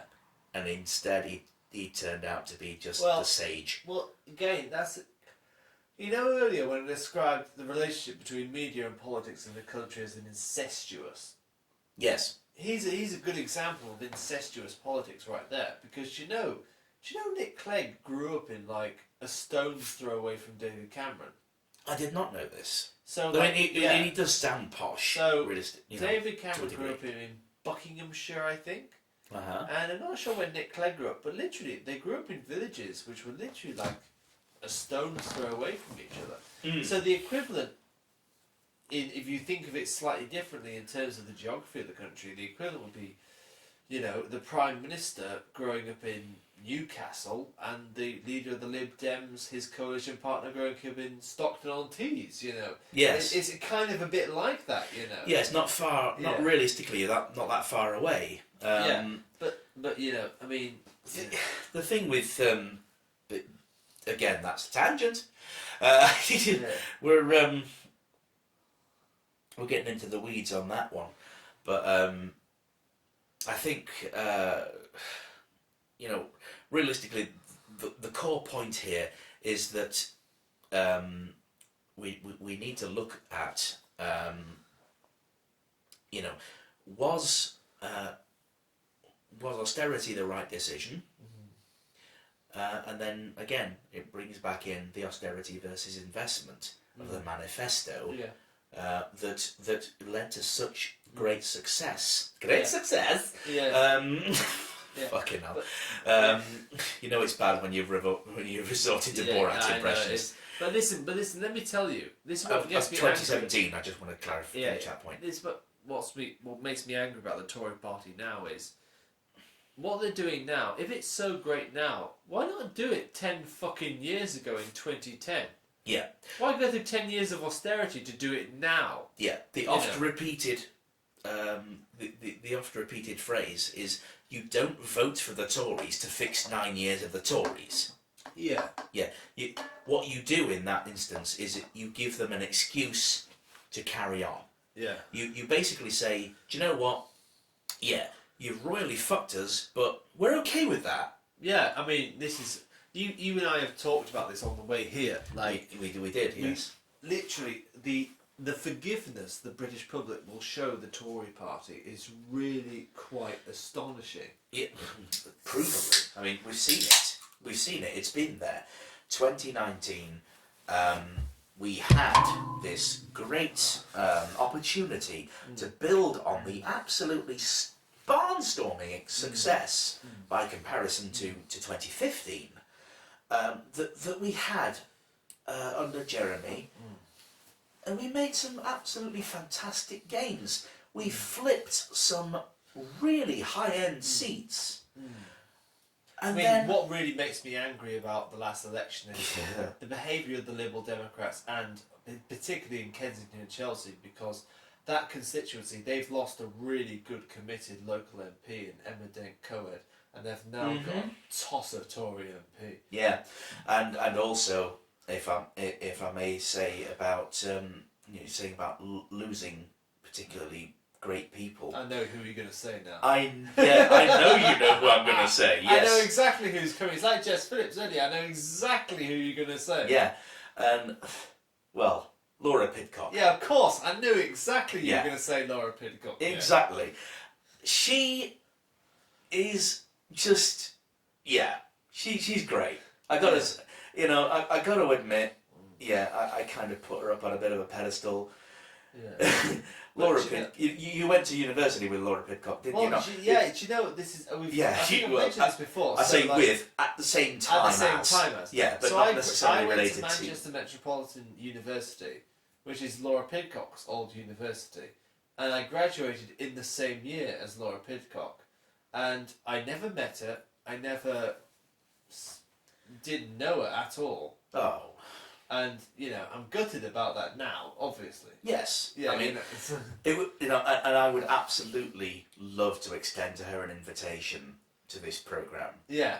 Yeah. She's obviously a very busy lady. Yeah. We get this. Recently got a newborn baby, hasn't she? Oh, does she?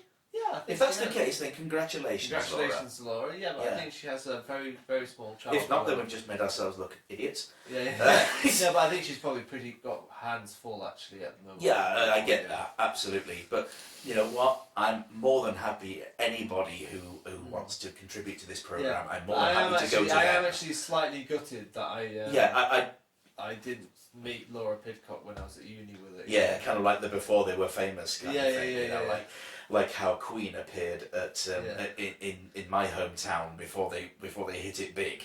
You know, that is actually a thing.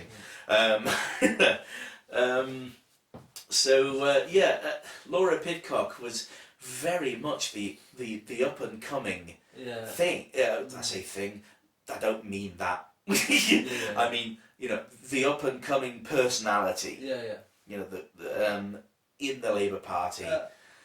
She was very much kind of like how, you know, when what was it, Blair's Babes, when we had a big female sort of representation in. There was a big explosion of female MPs about that time.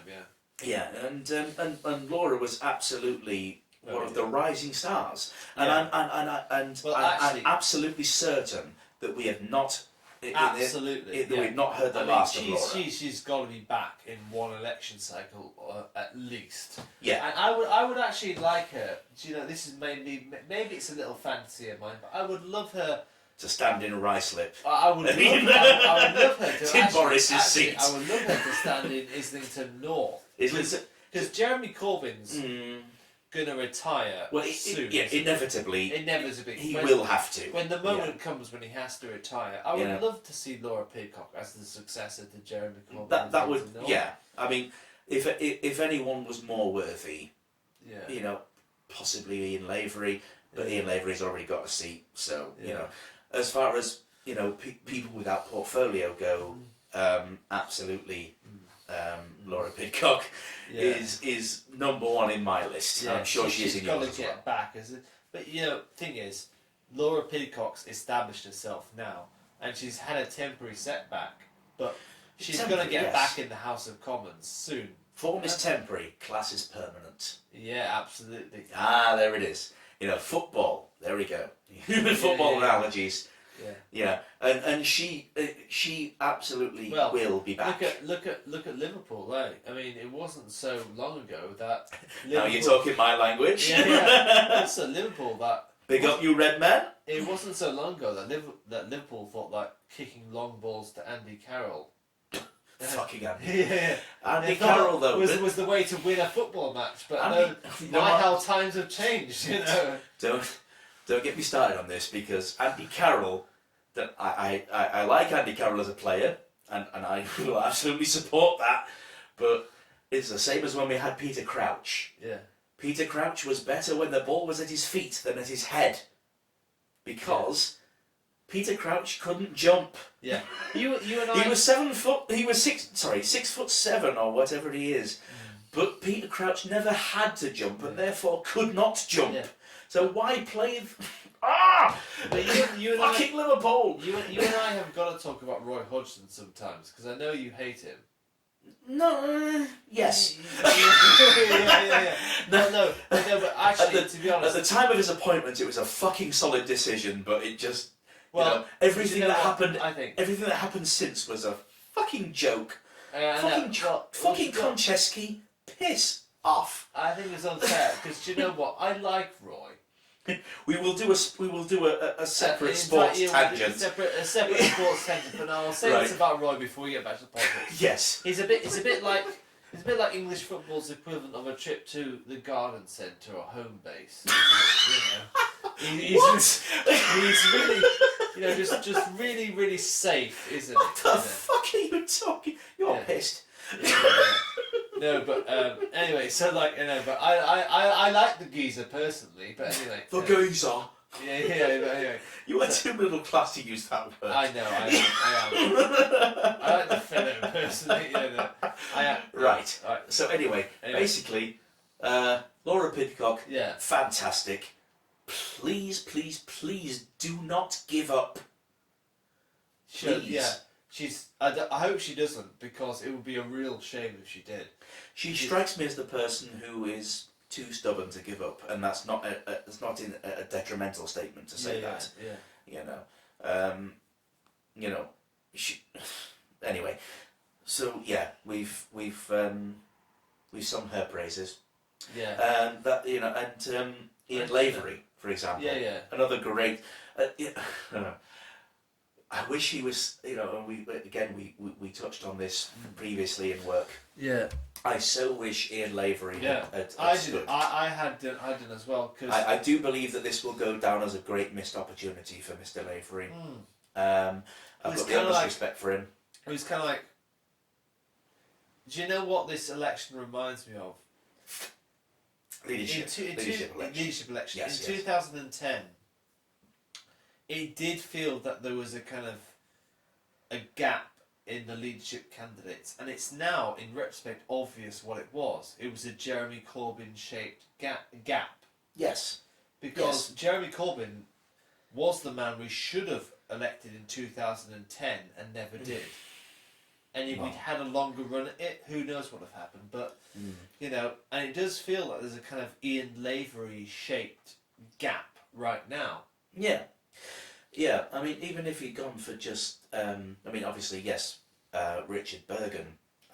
He's the great hope, Yeah, absolutely, I agree there. He's very much my first choice for deputy. So, certainly more so. This is what we should have touched on, apart from all the other people undermining. Why the fuck didn't we say about Tom Watson? Oh! We should have our own Tom Watson episode. We absolutely should, because I tell you what... He's got a novel coming out. A novel? No exaggeration, he's got a novel coming out soon.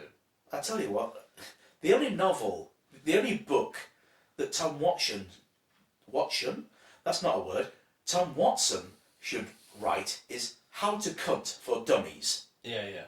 Because that's exactly what he fucking did. Mm-hmm. Absolutely. And he along with Keir Starmer and Emily Thornberry is the person more responsible than anyone from pushing us into this ludicrous Brexit policy, which basically fucked us in the north, I mean, if I were let's say, I tell you what, talk about this for a disaster. If I was the, head honcho of a big corporation, and you were my right-hand man, and I was saying A, and then, that was positive, and you said B that was negative. Yeah. I would be looking at you like, dude, the fuck? Yeah, exactly. Well, the reality is, I wouldn't last a minute if I was your deputy in a company, would I? Yeah, I'd fuck you right off. If I was off to the moon and back. If I was undermining you at every single opportunity, I would be sacked. And and why should it be any different for the deputy leadership? Yeah, and quite rightly so. Yeah, you should be sacked. Yeah, you need to. I mean, you can absolutely have contrary opinions within. All opinions are welcome at the high table, but when it comes to presenting a front to the opposition, to your opponent, everybody needs to be singing from the same sheet. Otherwise, you just look like a fucking bunch of idiots. And it's people like Tom Watson that made Jeremy Corbyn and his his whole movement look like a bunch of idiots. Tom Watson and the others that we've also mentioned. And it fucks me right off that someone like that can just get away with it. I would never allow someone to undermine me and my efforts so, literally at every single turn. Yeah, I mean, and that's the whole thing. I mean, he undermined Jemery so completely. Jemery? Who's Jeremy? Jemery. Jeremy. He undermined Jeremy so completely. Yes. Yeah, he did that as well. It's just... It is the biggest farce. And Listen. On the minute we had to fight a general election, he became a level 2 gym instructor. I mean, what's all that about? I mean, like, what a time to become Talk about priorities. Yeah. We're on the brink of socialism, and like the priority for him is to become a level 2 gym instructor. Yeah, that's a bit odd. Yeah. Yeah. Yeah.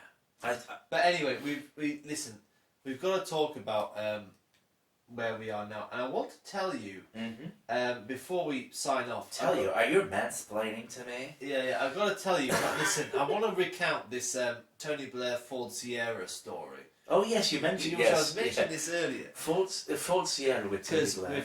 We've been going for a bloody long time now, but I want to just tell you before we sign off this this Tony Blair Ford Sierra story, which I was telling Fred about earlier.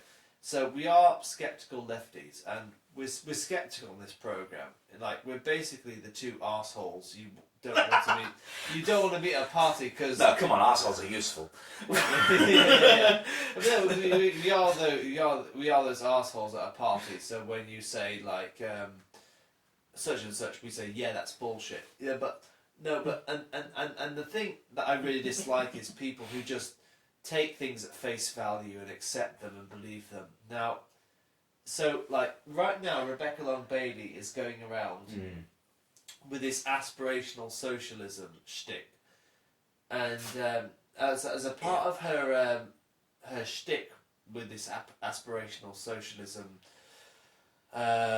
thing she's going around with, she's recounting this story that Tony Blair used to tell the Labour Party in the mid-1990s involving a member of the public and his Ford Sierra. So Tony Blair gets up at Labour Party conference before the Labour Party is elected in 1997, and he recounts this story of when Tony Blair, encountered a member of the public washing his Ford Sierra. So apparently Blair was out by the way. Apparently Blair was out door knocking once, and he encountered this gentleman washing his Ford Sierra. He came from a Labour family. He'd always voted Labour, but he changed the Tories because he thought the Tories understood aspiration better than the Labour Party did. Fuck me, that sounds just like 2019. Yeah. Well, now Rebecca Long Bailey is breathing new life into this Tony Blair Ford Sierra story. But this is just my little sceptical theory to inaugurate the first episode of Sceptical Lefties. Yeah. It is my solid conviction that this Tony Blair Ford Sierra story is fictitious. Aha. So I'm pretty confident this Ford Sierra man is a figment of Tony Blair's imagination. The Ford Sierra man, much like the in the 2019 election, what was the Workington. Workington, that was it. Yeah. Sorry, yes, I apologise to the people of Workington. So I reckon that Ford Sierra man never existed. I reckon Tony Blair invented him. He never existed whatsoever. Because the one thing we know about Blair is a pure fantasist. I mean, he WSD's in Iraq. Yeah, okay then. Yeah. He lives in an egotistical fantasy world. And do you know what? He's been another fucker that has constantly undermined the leadership. Yeah. And seriously, I speak directly to Tony Blair at this point, actually. I'm going to lean into the microphone. How fucking dare you undermine the leadership of the party that you led for so long? And yes, you did lead to success, and I do concede that Blairism kind of did need to happen in some sense. Yeah. But how fucking dare you then go on to undermine the leadership under Jeremy Corbyn? Yeah. Fuck you and get yourself in the sea. Yeah? Get in the fucking sea. Go in the sea. Go in the sea. Absolutely. And preferably wash up on the shores of Belgium and get your ass to the fucking Hague. Yeah? and be put on trial for fucking war crimes, you absolute dick. Yeah. Fuck you. But this is what And take annoys Mandelson me. with you just because I don't like him. Yeah, and take Jeffrey Epstein's best friend with you as well. Yeah, So- that's the one. Yeah. yeah. So like no, but this really, I am absolutely convinced that this conversation with the man who owned his Ford Sierra never happened. No. Because what's interesting about Blair is he's a total fantasist. You know about the Jackie Milburn story, don't you? I actually don't. Okay, Yeah. so You're right. yeah, Learning is fun because knowledge is power. yeah. Go on. So Blair, who's allegedly a big Newcastle United fan, he claims he saw Jackie Milburn play football at St James's Park when Blair was a boy. Uh-huh. In fact, Jackie Milburn had retired the year Blair was born. So there's absolutely no way that Blair could possibly have seen Jackie Milburn play football. Brilliant. And apparently he did it again. Apparently as a young barrister.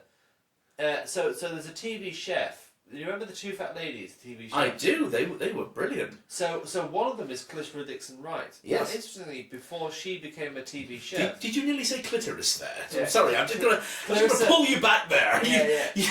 Clarissa, not clitoris. Yeah, Clarissa. Sorry. I'm sorry. Yeah. Oh, fuck me. Yeah. I've just dropped something, Yeah, guys. Clarissa Dixon Wright. Right, yes. Before she became a TV chef, used to be a barrister. Yes. And she knew the young Tony Blair when they were both lawyers at Gray's Inn. And she says, get this, Blair claimed to have taken a flight from Edinburgh to Jamaica and back, despite the fact that in the late 1970s, Edinburgh didn't have an airport. So he's literally a fantasist. He just lives in this egotistical fantasy world. Mm-hmm. And I think that Ford Sierra Man is a complete invention. Uh-huh. I don't think that conversation ever happened. I don't think that car ever existed. It did exist. Well, no, he absolutely did. The Ford Sierra is a very well-known car. But listen, I think this conversation with the man who was washing his Ford Sierra never happened. It's a complete product of Tony Blair's imagination, and that actually does make me slightly concerned for this whole aspirational socialism thing that Rebecca Long Bailey is going for. Because you wonder, is it really right this Ford Sierra is being brought back again? Yes, and It's I mean, bollocks. I get you, but at the same time, who else are you going to fucking vote for? You're going to vote for Keir Starmer? If you're going to vote for Keir Starmer, I'm going to vote for Rebecca Long Bailey. of course you're going to vote for Rebecca Long Bailey because she's the only one that's really going to continue and to build on the unarguable, inarguable or unarguable. There's an argument in the comments. The success of so-called Corbynism. Yeah. It's she's always been right there, not necessarily at the forefront, but she's still there. Yeah. At every major step of the way, and do you know what? I'll take her over Keir Starmer any day. Yeah, so would I. I mean, and anyone else who's currently running, and I'll absolutely take Richard Bergen for obviously a pint, but also for deputy leadership. Yeah, I mean, I will vote for Rebecca Long Bailey and Richard Bergen for deputy, but to be honest, Which our CLP is doing so tomorrow. yes, Hopefully. our CLP is having its nomination meetings tomorrow. I'm not sure how it go. I think It begins at 9:30. It Now begins at we both had 9:30. we both had a bit of alcohol, so it should Well, be interesting if we both make it. Yeah. I mean, I don't even know where it's being held, so you'll have to tell me that I'll after. pass the message on. Yeah. Hey, you're gonna have to get early dates at St John's University, which is literally like a stone's throw over there. Yeah, from you, yes, but not Yes, me. yeah. St John's Uni. Ain't no Uni of York. Yeah. Big up to the Uni of York. Yeah, but listen, yeah, I mean. Oh, by the way, just about the big up to the Uni of York, but it just should be always caveated that Derwent has asbestos. Does it? It absolutely does. It's it's just a common. It's just a common bit of banter between yeah. Yeah, but no, listen. Either way, Richard Bergen's got a bright future because, win or lose, Richard Bergen's fought a terrific campaign for deputy. Yes. It's been a brilliant campaign from his point of view. Absolutely. I mean, I don't care. Win or lose, Richard Bergen's fought a fantastic deputy leadership campaign. Yeah, I'll give you that. Maybe a blessing in disguise to lose this election, because he won't be put in the boot of someone. I can't ever see it as a blessing in disguise. I'm sorry. I just can't. I mean, it hurt. It hurt.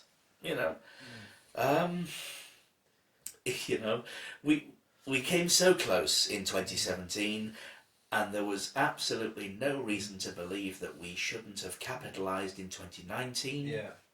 And yet, the people, on average, just wanted to get Brexit done. Yeah, we're going to have to do another episode next time where we talk about the kind of second half of our Corbyn movement episode, because and there's nothing wrong. There's nothing wrong necessarily with wanting to get Brexit done, but I can understand why people voted for it because it was so massive and overwhelming. It was a massive issue. I mean, it was the issue that really sort of but encapsulated I think all of society. That you were either for it or against it, and it kind of got to the point where people were just tired of it. Yeah. And when someone like Boris, who very much is a square peg in a round hole, comes out and says a very simple slogan of "Get Brexit Done."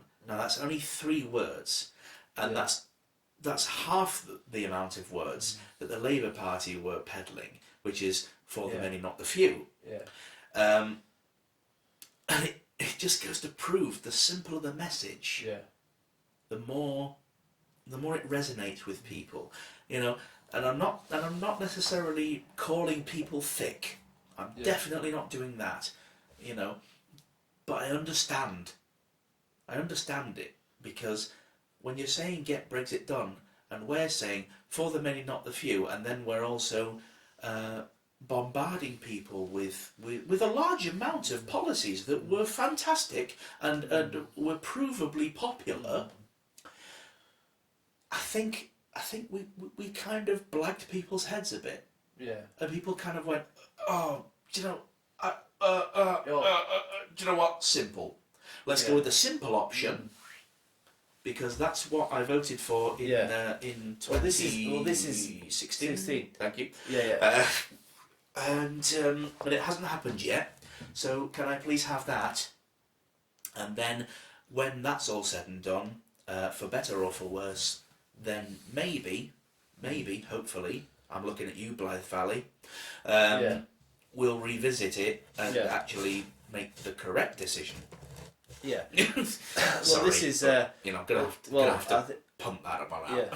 I think we're gonna have to wrap up soon, but I think we have to wrap up now, pretty much. Yeah. Well, I think we should maybe look at in a future episode how we managed to get from the high point in 2017, where for that whole summer it looked like it was basically a summer of Corbyn. A summer of Corbyn, a summer of love, a summer of people. To the disaster of 2019, and there's a lot we can talk about, and we will talk about them, and no doubt we'll talk about other things on Sceptical Lefties without and just being sceptical with ideas which we're told constantly we must abide by, and also sceptical with each other, but we've cut about roughly half of the Corbyn project, which is not bad going, and I'm surprised we even got that much, given the amount of times we sort of segued. Yeah. Okay. Do you want to sign off, Fred?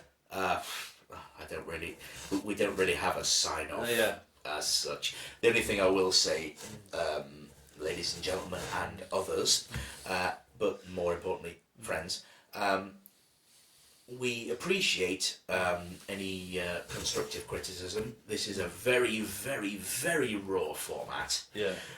We literally have I made a few notes of things that we should touch on, And that's literally as far as we got. Actually, we got through quite a lot of them. We got through. Yeah, we touched on quite a few of the points, realistically.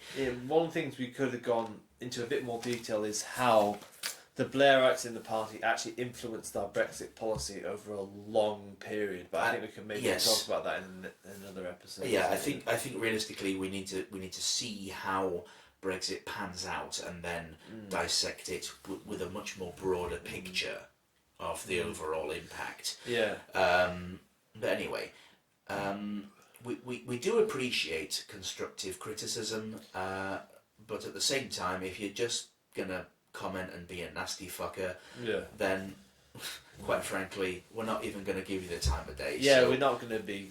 We're not guys massively given to lots of introspection, so don't. No. Introspection is a good thing, but at the same time, if you're just gonna come on there and say, "Oh, you're a bunch of fucking communists," obviously, firstly, you need to actually know what a communist is. Yeah. Because it's not what we are. Yeah. But if you're just here to be nasty, then quite frankly, the only person whose time you're wasting is yours. Yeah. Because I'm not interested. If you have a legitimate, nuanced point to raise, then by all means, please comment, and we will attempt to respond to everyone on that vein. Please like and subscribe for more Sceptical Lefties. Yeah.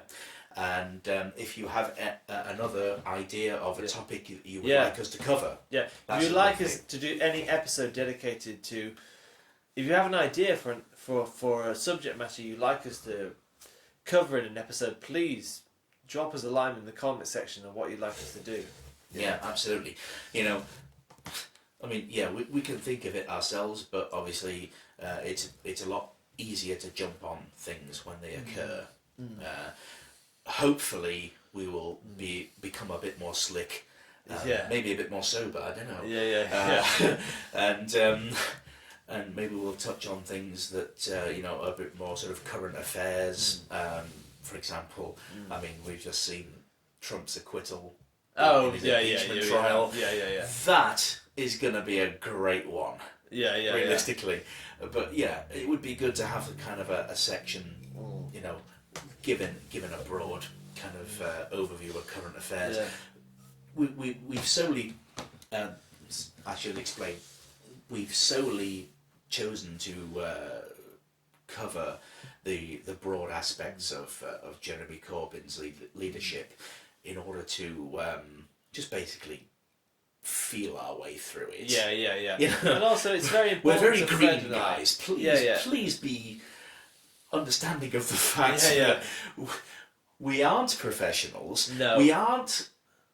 I wouldn't even. Well, from my perspective, I wouldn't say that I am particularly well educated. Well, you say that, but I think you are a very bright guy, Fred. You know your politics quite well, so let's. I'll give you the fiver when we're finished. I will say that, we're not great scholars or anything. We're just two guys of reasonably quite intelligent guys just chatting shit about politics, and we're just like you and me. We just basically. One thing Fred and I share, there are differences between you and me, Fred, but one of the things I think we have in common is we're both guys who, whenever someone says something in public, we think, is that true? Mm-hmm. Is that real? Yeah. Where's your evidence for that? And where's your evidence? Oh, God, my God. Do you know what? The one person I'd love to cover on that subject, Laura Kuenssberg. Oh, yeah. What an episode we could have devoted to her. Yeah. Oh, yes. Do you know what? It'd be even great if we could actually convince her to. Someone who pretends to be impartial and yet has a speaking spot at the Tory National Conference. Does she really? Did you not even see that a couple of years back? No. Oh, fuck me dead, that was funny. Yeah. Yeah. Someone who's supposed to represent an impartial organisation ends up getting a speaking spot at the TNC. Yeah. Oh my God. But listen, anything you want us to touch on, just drop us a comment in the comment section and we'll see if we can cover it. But I don't know about you, Fred, but I've had a whale of a time tonight. Yeah, I've really enjoyed myself. It's been an absolute scream. Right, okay. So we're going to sign off now, and I have a good friend of mine who ends a trade unionist friend of mine who ends every trade union meeting with the words of Hill Street Blues. Okay. Let's all be careful out there. Ooh, I Right. like that. So this is Sceptical Lefties signing off. My name's Alex Mayer. And I'm Freddie Ellis, and Right. it's been nice to talk to you. Nice to talk to you. Let's all be careful out there.